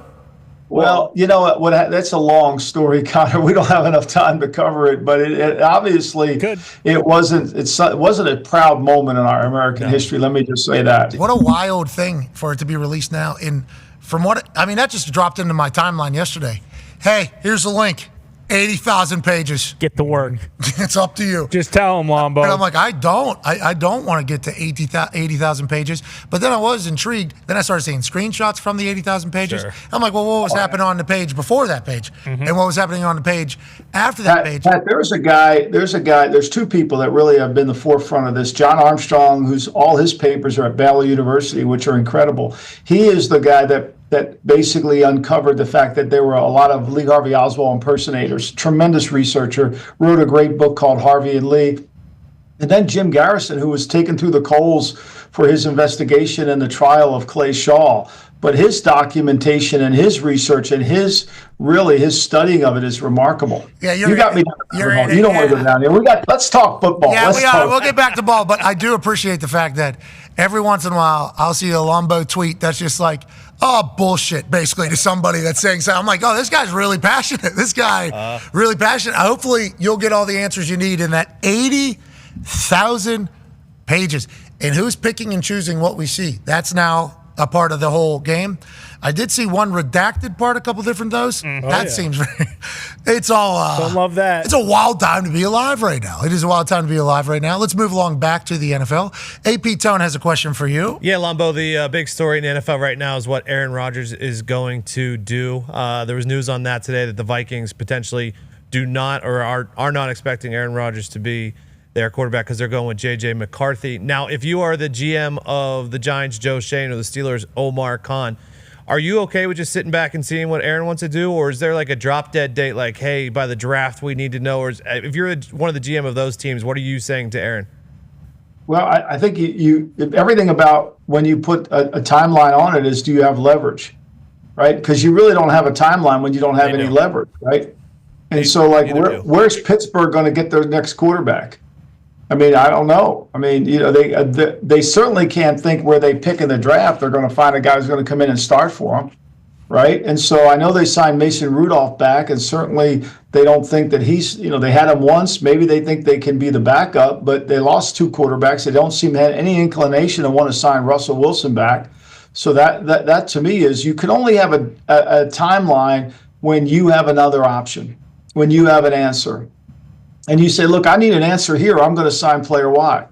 Or I need an answer here, I'm going in this direction. I mean, it's the same thing that happens in college football, in the portal, and in high school recruiting. Look, here's our offer. If you don't take this offer, I'm taking somebody else down the street, because there is somebody else. But when there's nobody else down the street, you just got to sit back and wait. Mason Rudolph, please, is back in Pittsburgh. Dog. Okay, please understand that. And you like Aaron with the Pittsburgh Steelers? I think if Aaron went with Mike Tomlin. Now, look, I know Atlanta paid Kirk Cousins too, so I think he probably is in this conversation, because I can't believe, even though they paid him the $10 million to be on the roster, that they wouldn't do something with him to move the contract. So I think that certainly is. I know there's a lot of fanfare around Joe Milton and how he's going to be traded, but nobody really knows if Milton can play. I think if you're Pittsburgh, and you've added this receiving core, DK Metcalf, and to go along with George Pickens and Freiermuth, and to have some really talented offensive players, I think you're going to have to find somebody to come in and play right away. I would think they want to. I think they want an answer on Aaron, and I think they're going to have to wait as long as Aaron wants to decide. AJ, how long is he waiting? Got me, man. That's why I was curious to see if there was a deadline, but it seems like there's not really. I don't know how there can be, because if I'm the agent, let's just type it, let's play this through. If you call me up and I tell Aaron, I need a deadline, Aaron's going to say, well, who are you going to go with? Like, who's my competition? Like, who are you going with? If you wanted to sign Russell Wilson back, you already would have done that. If you wanted to trade it for Kirk Cousins, I'm sure you probably could have done that by now. So I think that's what you have to look at. Look, everything's a negotiation and everything's about leverage. Where is the leverage point? It's on a beach in California right now, seems like. Right. And there's a chance. There's a chance he doesn't play, too. Exactly. Right? AJ, that's still a thing or no? I think that's definitely still – I don't think that's a possibility, but it is. Yeah, I'm sure it is. Okay, so you are still steadfast that he's playing ball again. You. Yeah. Okay, I want to let you know, me, over like the last 24 hours, for some reason, I'm like, what if this guy just retires? Like, that is just because of kind of how it's all played out publicly. And once again, Aaron has said nothing. Aaron has said absolutely nothing. There's been, I think Schefter put something out from those close to Aaron. It's like, that's not real. No. That's not, like, we love Shefty, and maybe there is somebody of notable that is giving this information, but that could be completely false too. Like, that is, just from, and AJ, I need you to, like, kind of co-sign this, but for like the last 5 years, we've been a part of this, in the off season. And it's like, there's how many people that know probably what's going on? 2? Very few. Maybe. That's Lombo, yeah. Lombo's not even in there. Lombo understands. AJ's like maybe in the group of the people that knows, and it's like a tight little group. So it's like, what if he does? When it comes to Aaron, I tend to not listen to. I think part of the job of being an NFL executive is to understand what to listen to and what not. And all the people that do this for a living, that do scoop, there is a stat sheet. There is a stat sheet you have to keep, and you've got to pay attention. And if somebody says X about Y, whether it's the place, you believe it. But if they say it about something else, we're in the lying season now in the NFL. I mean, we're in draft season. Everybody lies. I mean, everybody, how many times have we gone through, this guy's hot, he's going to move up the draft boards, and then he's sitting there in the green room forever.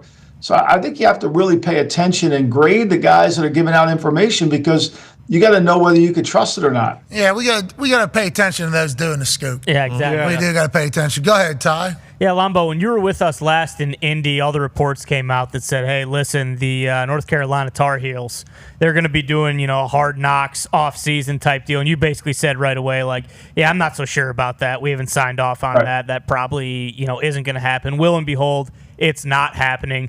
Was that something that you guys decided? Was that a university decision? Like, how did that come to be? Because ultimately, like, I think all of us were thinking, like, that would have been pretty awesome to watch, you guys. Yeah, it would have been. It would have been great. The problem was that, we control the story we need to tell here. And the story we want to tell doesn't end after we play TCU. The story that we want to tell is a story about how we're rebuilding this program, how we're going to honor the great players who have come before us, how we're going to restore Tar Heel football and make this stadium come alive on Saturday afternoons like a lot of other schools in the ACC. That's the story we want to tell. And when it stops after the first game like Hard Knocks does, and it doesn't really do us any good to tell that story. And that really was the concern that we all had here in the building was we're storytellers. When you let them in your building, we're going to tell a story.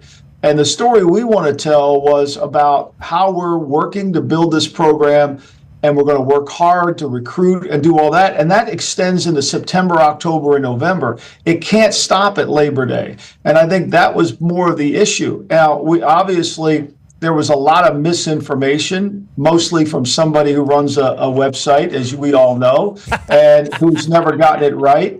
But that's okay. He keeps writing it. And we'll continue to not listen to what he says because he has no sources, and life goes on. But I think that's what I was trying to allude to on that day. Pat, you're shaking your head. You enjoy that, right? I knew. We knew. Yeah. I knew you were going to this place too. I mean, it was as you were rolling, because the day we asked you the question about it, it was just assumed, like, yeah, this is happening. Especially with Bill Belichick's relationship with NFL Films, he was living there. Like it felt like. Right. So it was just like a matter of fact almost. And we all love the offseason Hard Knocks. So I think people got excited about this being a thing, and then boom, boom, boom, and then you come on our show and it's like, I don't know about that yet, and nobody even listened to you. Then it got extended. Then it all of a sudden it became the NFL was mad at Bill because he was doing Hard Knocks. Remember that story that came out? Oh yeah, all this shit goes.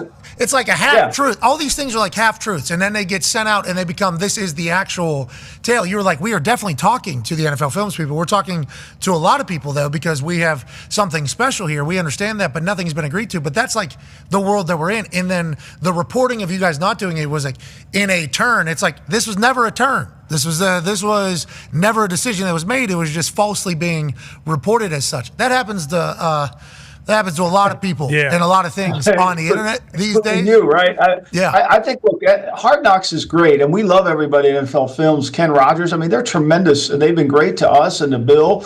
But I think, to me, it's really about what story do we want to tell, right? And we wanted to tell a full story of our year, and we still are in talks about telling that story.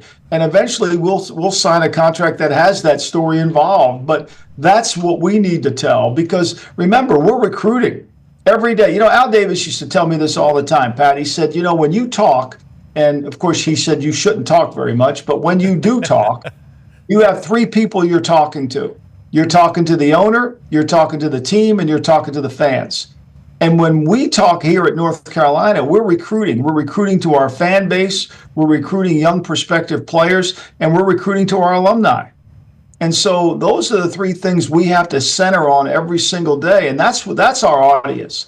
Our audience isn't doing something that's out of the and I don't want to, Hard Knocks is always the sad story about the guy getting cut that had a chance. And it's very tear-dropping and, all that. But that's not our story. Yeah, and it might take a year. It might take a lot longer than just an offseason to flip a culture or to build a team. And also, whenever we inevitably see that docuseries over the next couple of years, people are going to watch because you guys are absolute goats down there. Tell Bubba Cunningham, okay, that We know what he did. Yeah.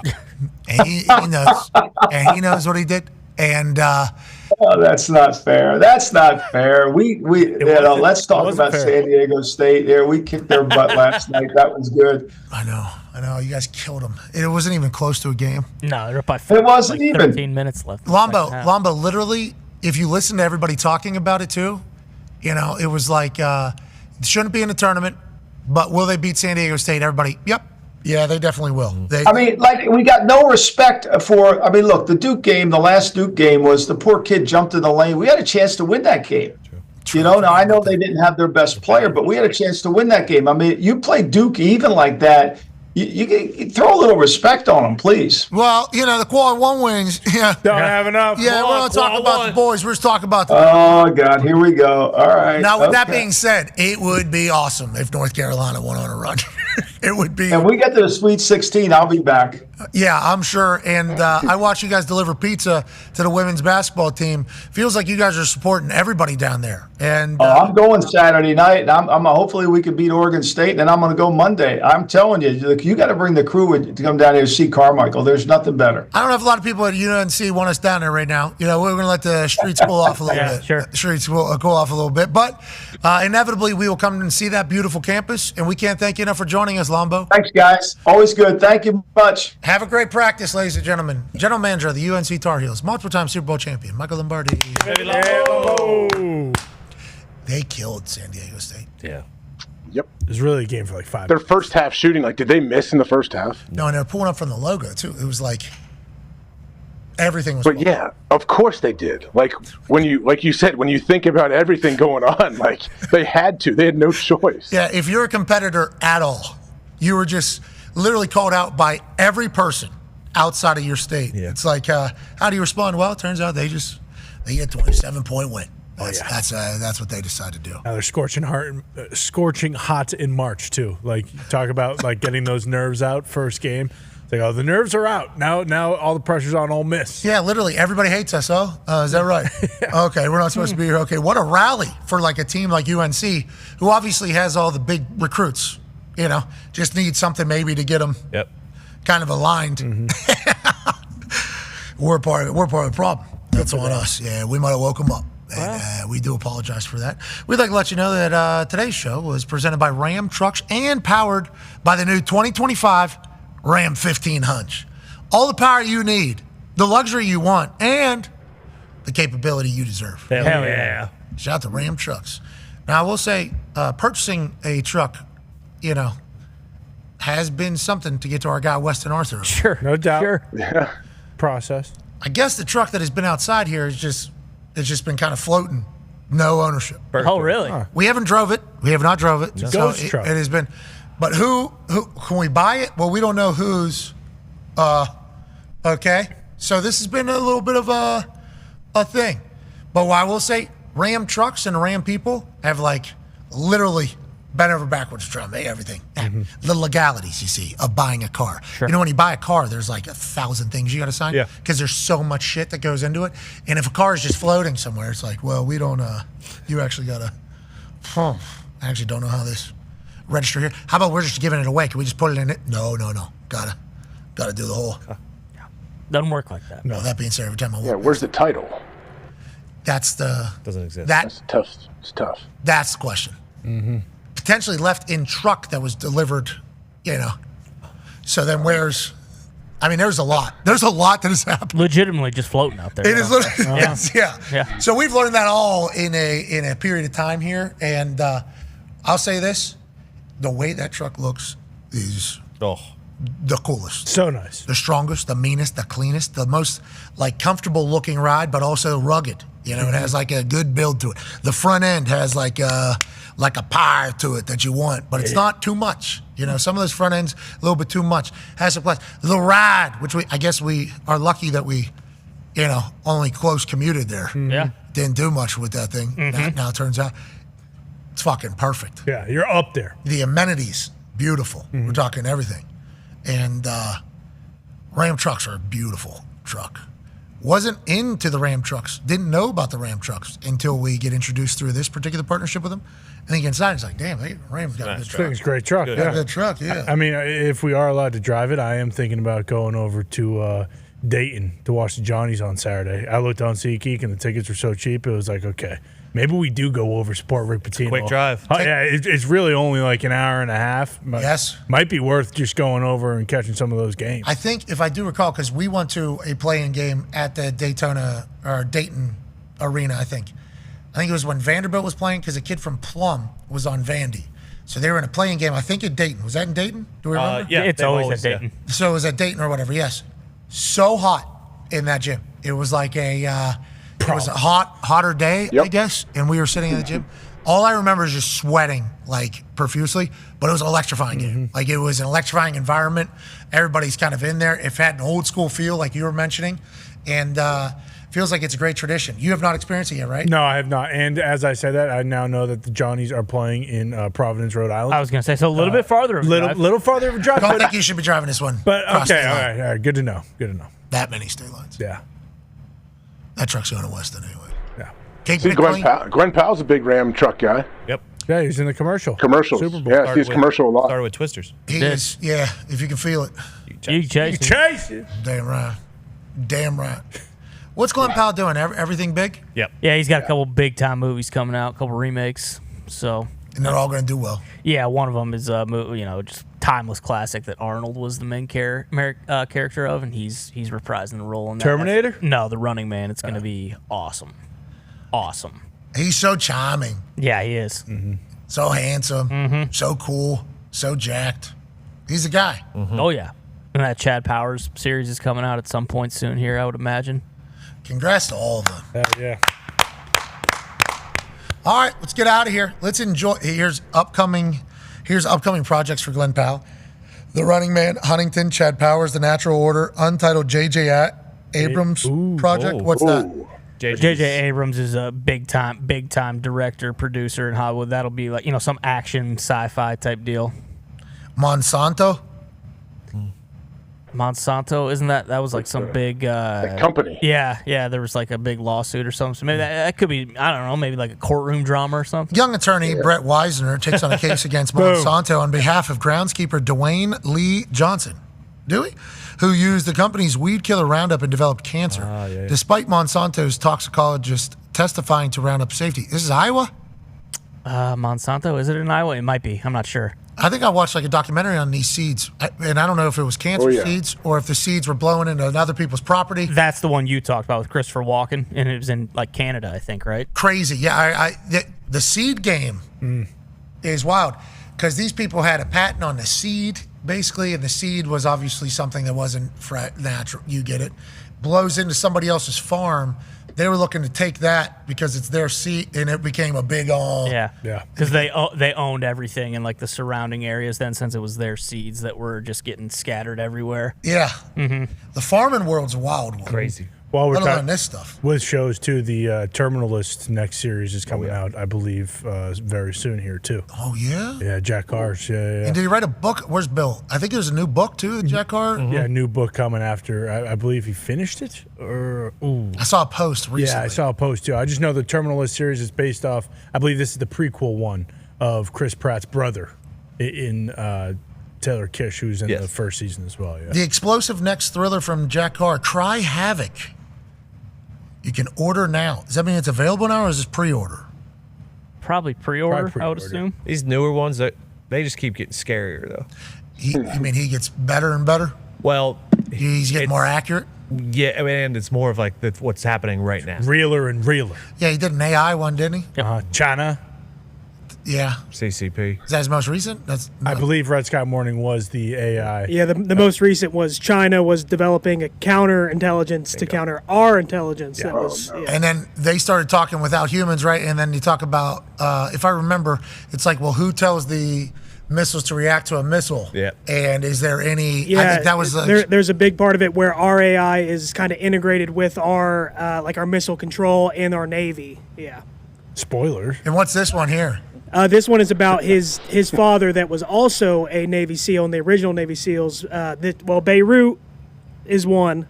Yeah. I'm talking about the Yeah, the Cry Havoc is about his dad and like leading the Vietnam SEAL missions. Yeah, the Beirut is the nonfiction true story Yes. that he was talking about that he was writing. So that's legitimate. And all these other ones are fiction, which I think of as fake. Right, nonfiction, not fake. Yeah. Fiction, fake. Correct. But all his That's how it works. all his fake fiction ones seemingly all have, because of who he is, what he's done. It's hard not to be like, oh, this guy is potentially mixing a little reality. And like all, I assume, storytellers are. And it seems like they're filming a bunch of the series for Amazon back to back here. Like the one's Nice. coming out in summer about the prequel about Ben, his buddy that was in the SEALs from the original Terminalist series. And then they're doing the second season of Terminalist after the prequel. Bill is one of Jack Carr's biggest fans. Oh, yeah. Bill cited a BB gun for He did. old Jack Carr. Perfectly. Yeah, right on the money. Real scope and fake gun doesn't really No, coincide. yeah, real sighting. 2 for 2. Yeah. Yeah, you really did it. It worked. You handed it over to him. I think it's. It was. Turns out you give that guy a state fair gun. One that has the barrel like this. Yeah. Yeah. Headshot. Yeah, there is crazy. there's a level. There's levels to this thing. That had to feel so good for him just to get back in there and snipe the hell out of Arthur Fischel. Mm-hmm. I mean, AI was a Yeah, it was tough. psycho. He was going to blow up the world. Yeah, thank God for Jack Carr, man. Thank God. Tough, Jack. A freaking nuclear bomb that he slammed to the table. He did. I saw that. When I was There's watching. no way that's real. He wouldn't slam that down. No way. Like, yeah, that was just a good scene. The scene. What do you mean? That was. What? My bad. What are you talking about? That was by reality, Cool brother. Who was Kim Jong Un? Someone was Kim Jong Un. Right? No, That's- it wasn't. That's crazy. That was Kim. Oh yeah, what was it, Kim? Yeah, it was That Yeah. was Kim Jong Un. Yeah, but I don't okay. remember if that was Kim Jong Un. I don't know. That might have just been somebody. Oh no! Oh no! Really? No. No, I don't know. I don't It was know. pretty That was realistic. Kim. Thank God Jack Carr still got it though. The best in the business. Yeah. He was just there. Yeah. He sensed it. Knew it was coming. If people knew how impressive that actually was, Yeah. I don't think it gets talked about enough in the shooting community. I don't know. No. I don't know. I know everybody talks about West Virginia winning the rifle every single year. Everybody. Sure. Everybody does it. Everybody can't go anywhere. Yeah. Amen. If you're good, hey, you got a good shot, you need to come to West Virginia. That's Mountaineer right there. We need you. We got you. And the Americans need better representation in the sniper talk. Remember, Yeah. we watched those trained killers at the Olympics Yeah, that's right. with the one eye and the side. It's because all of Casual. ours are actually out there. Yeah, well, whenever you retire, you need to go on a gold medal hunt. These Jack Carr needs to go out there He does. Does. and represent the United States of America in the Olympics. Yeah. You know? Or somebody from West Virginia, obviously. But him shooting this, I mean, moving target. Yeah. The gun did not have enough power to Nope. actually be No. able to aim No. anything. So he had to have adjusted. He had to be shooting above head, and then just never did the shot. Nothing like that. From up there, and there's the gun right there. Obviously, saved the world, Thank you, Jack Carr. which is pretty cool. But from that perch all the way down to the ground, I mean, it was like Probably like a quarter mile. Can't really tell. But At least, yeah, at least. pretty Saw him. close. We Set the watched record. him Yeah. hit a soup can at 2 miles. dude. It was unbelievable. Straight, boom, ding, right off the head. What a shot! Thank God it happened. Thank you, Jack. Thank God. Buddy George was there. All right, Dude. let's put up some shots for a giveaway. And That's Jack Carr. there it is. Here, run the whole thing. Let's just watch the whole thing. Let's just watch the whole I thing. haven't seen this. Yeah, I haven't seen this in a long I time. loved it. I don't know. I loved it. This is a great Isaac film. Fischel, the world's AI authority, has summoned the Earth's most influential doofuses for an emergency meeting about the terrifying powers of artificial intelligence. Antonio Margheriti, I forgot about this. influencer from Italy. Two. Not two. Vladimir Borobashnakowski, That looks like Vlad. Mm-hmm. Top Vlad. Chad Speed, What a fucking asshole. Jim. Okay, it was. It was We catch up with them mid-dinner as Artie Fish tries his damnedest to get the influencer's attention. Jim, okay? Yes, that'll work. Great service. Thank you. Scram. Let's get down to brass tacks, boys. the real reason we're here. AI is it's a problem. It's going to kill us all. It's hard to take you serious with the way your face looks right now. I mean, you look like a fucking asshole. What are you talking about? Oh, the only thing artificial is those fucking balls you call balls. You look absolutely absurd. You guys don't understand. You're not listening to me, okay? I'm wearing this because AI can hear your thoughts. It can get into your brain, guys. You ain't got no fucking brain. Murder. Once again, struggling to take anything you say serious. My team told me I should come to this. You look like a joke. You look like a joke. Like an absolute jerk off. Does this look like a joke? Huh? That's a nuclear bomb. Nah, that's fake. Just fucking like Batman puts marbles in plastic case. You need a Duma, my friend. You guys aren't listening. This right here. AI gave me a nuclear freaking bomb. Told me the only way to save this screwed up world is to blow it up. This guy awake? Idiot. Wake up, asshole. You wouldn't hit somebody with a nuclear No, yeah. No, don't you worry. This one is foolproof. I doubt it. I brought it here, boys. Not just for show. What? But because I'm going to blow up the world right now!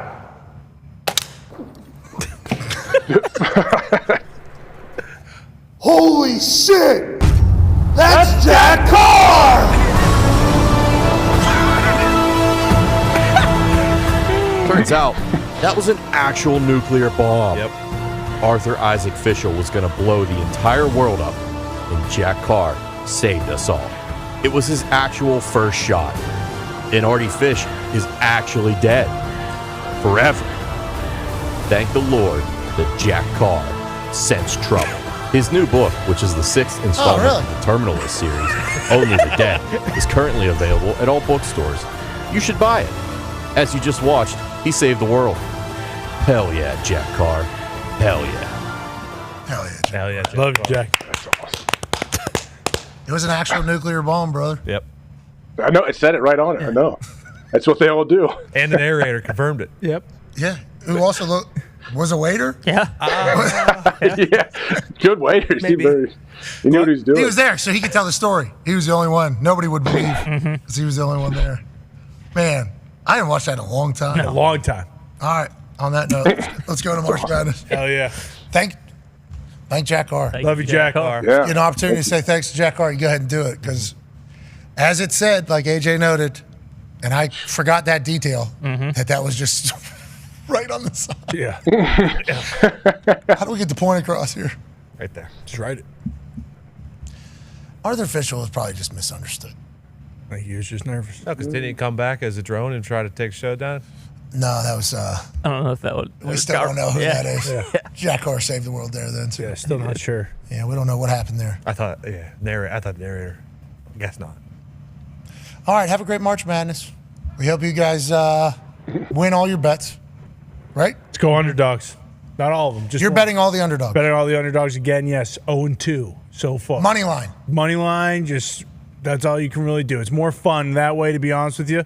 And then you really, you have a dog in every fight, and it is the dog. And let me just tell you, when that dog hunts, it is the greatest feeling in the world. Yeah, last year you were up, right? After the first 4 days, Thursday to Sunday, this first weekend is where it's like, hey, do strictly only underdogs. After the first weekend, do whatever you want because typically it does kind of fall off a cliff a little. But it can get. We're up like 16 units last year. But you're gonna have bad times. Yeah, you will have bad times. But remember, like, there's a chance that only one underdog wins tomorrow on Thursday, but that underdog might be plus 800. So you're up $200 for the day if you're betting $100 on every game. The madness that we speak of is normally when underdogs upset somebody, and when that happens, you're not only celebrating the moment, but you're also cashing in. That has been your go here. Yeah, last March Madness was the most fun March Madness I've ever had in my entire life. So this is probably going to be my go-to move going forward with March Madness. And there's a chance you lose your ass this year. Yeah, definitely. There's a chance you lose in gambling. There's a chance you lose your ass. Always a chance. But like I said, I would very strongly suggest doing it for the first weekend at least, and then if you're going to do it and only bet the amount that you're willing to lose. Yes, of course. I lost so much money gambling on March Madness the last few years. Not this year. Not going to lose this year. Not this year. Selective, AJ. We're not picking every. We don't need to pick every. You don't need to have every game. Look, Connor's doing every game the underdog. That's his. He's just doing the underdog. You have to end up on top because if you don't, if you miss one, if you miss one, then you're just the biggest asshole. See, I did it with Con Man, and I took the 16 seeds off because those are pretty much a guarantee they're going to lose, and that was very, very helpful. Pretty much until what? So that. Well, it's like whenever you bet the thing on blackjack that the 3-card showing will be a straight flush or whatever. Bingo. And what happened? Yeah. You hit it? I hit it in New Orleans. Yeah. So And you were on it? Yeah, I was on it. Oh, what a moment. So you tell me I was $750. Welcome to the jungle. Somebody else could have won that. They didn't bet it. That is what we do here. No, other people do bet it every single time, never get it. Mm-hmm. That was a lot of people down in that casino. Yeah. Yeah. That casino was blasting shits. Yeah. Without a doubt. That casino knew what was happening. Super Bowl, a lot of people here. Let's have our fucking best shit. Yeah, they did. The Cards were like, this is our weekend. We do this. We do that. You come to our city. It's a home game for the Cards. And also the Dice. I saw the Dice. Yeah. They linked up with the Cards as well. They did. And they were like, hey, listen, we're going to have a good weekend here. We're going to beat them. We're going to beat them. Dealers going, oh. Yeah, sorry. Sorry. Arm's getting tired, actually. Take that. A lot of tricep work here. A lot of pushing. This way. That was life down there. For me, at least. Yeah. I mean, that's a week. That's a gigantic week for that casino. Think about it. They have to win. They did. Yeah, I guess that's how they viewed it too. Yeah, yeah. Yep. There's some casinos that we thought were givers. That was one of them. Take them off the board. Mm-hmm. Yeah. Now we know. What's the Jack's casino? Cleveland. Cleveland. That's Smiles coming out of that casino. Mm-hmm. That's what you need to judge. Smiles coming out. When you're walking in, go ahead and give a little look-see at everybody leaving. What's their mood? They just all fucking lost. Okay. We're donating to the city today. That's what your thoughts are going in. Now you got your expectations. People smiling coming out, jovial group. Okay, maybe the casino's giving today. And that's just kind of how it goes, AJ. It's good to know. I did not look at people coming out of the New Orleans casino when we were going in, actually. Yeah, people are looking at me, though, I think, when I'm on my way out there. Because we were the first ones in. That was the problem. In the afternoon, yeah. True. That's what we do. We're the ones that set the tone on what the day's going to be like for other people. They saw us. Potentially, yeah. We were... Are we eating or what? Yeah. That's exactly. Getting the, pizza. Guess a 4:30 dinner. Yeah. Do we have any reservations in here? I thought this was going to go a lot better. And we're all walking out, phones. Yeah, it's classic casino stuff. Mm-hmm. All right, if this goes in, we're all winning. Oh, no. It was close. No, this one. Oh, no. It's That's it's an international. American Those game, count. yeah. The thing about the international ball is it slips off the pinky. It's a slick ball. That's because Europeans don't have pinkies. Yeah. You got one under the. You got under the. Oh, this is what I'm supposed to be the whole Yeah. time. Yeah. Oh, no. Bang! Didn't make it to the hoop one time. It's all right. Hey, I got one here. Bonus. Yeah. Good eye. This is for the good of all of us here. You want to step into it? Yeah, just go ahead and feed. Oh, yeah. Nice. Bang. Bam. Oh, my God. Still didn't make it. All right, I'm not betting this weekend. Okay. See you guys on Monday. Okay, I'll have the next week. What I just did has nothing to do with any of you. Don't you worry about that, obviously. Sure. Okay, have a great March Madness. Boys in the back, great work this week. Good work, boys. Graphic boys, good work this week. Good work, boys. To all our guests, thank you so much for your time. We did a lot of college basketball. Obviously, I feel like we know more than we've ever known in the past going into the tournament. A lot of football talk, a lot of narratives, a lot of rumors, a lot of stories. And we'll continue to talk about very topical things happening in the world every single day. Yep. If something trends for 24 hours, it's probably going to get chatted about. Gotta do it. And that's what it's like doing daily sports, daily show. And tomorrow we're off, Friday we're off. And we're going to go watch these games just like everybody else. Enjoy it. Be a friend, tell a friend something nice that might change their life. We're in this thing together. Team on me, team on three. 1, 2, 3, team. Goodbye.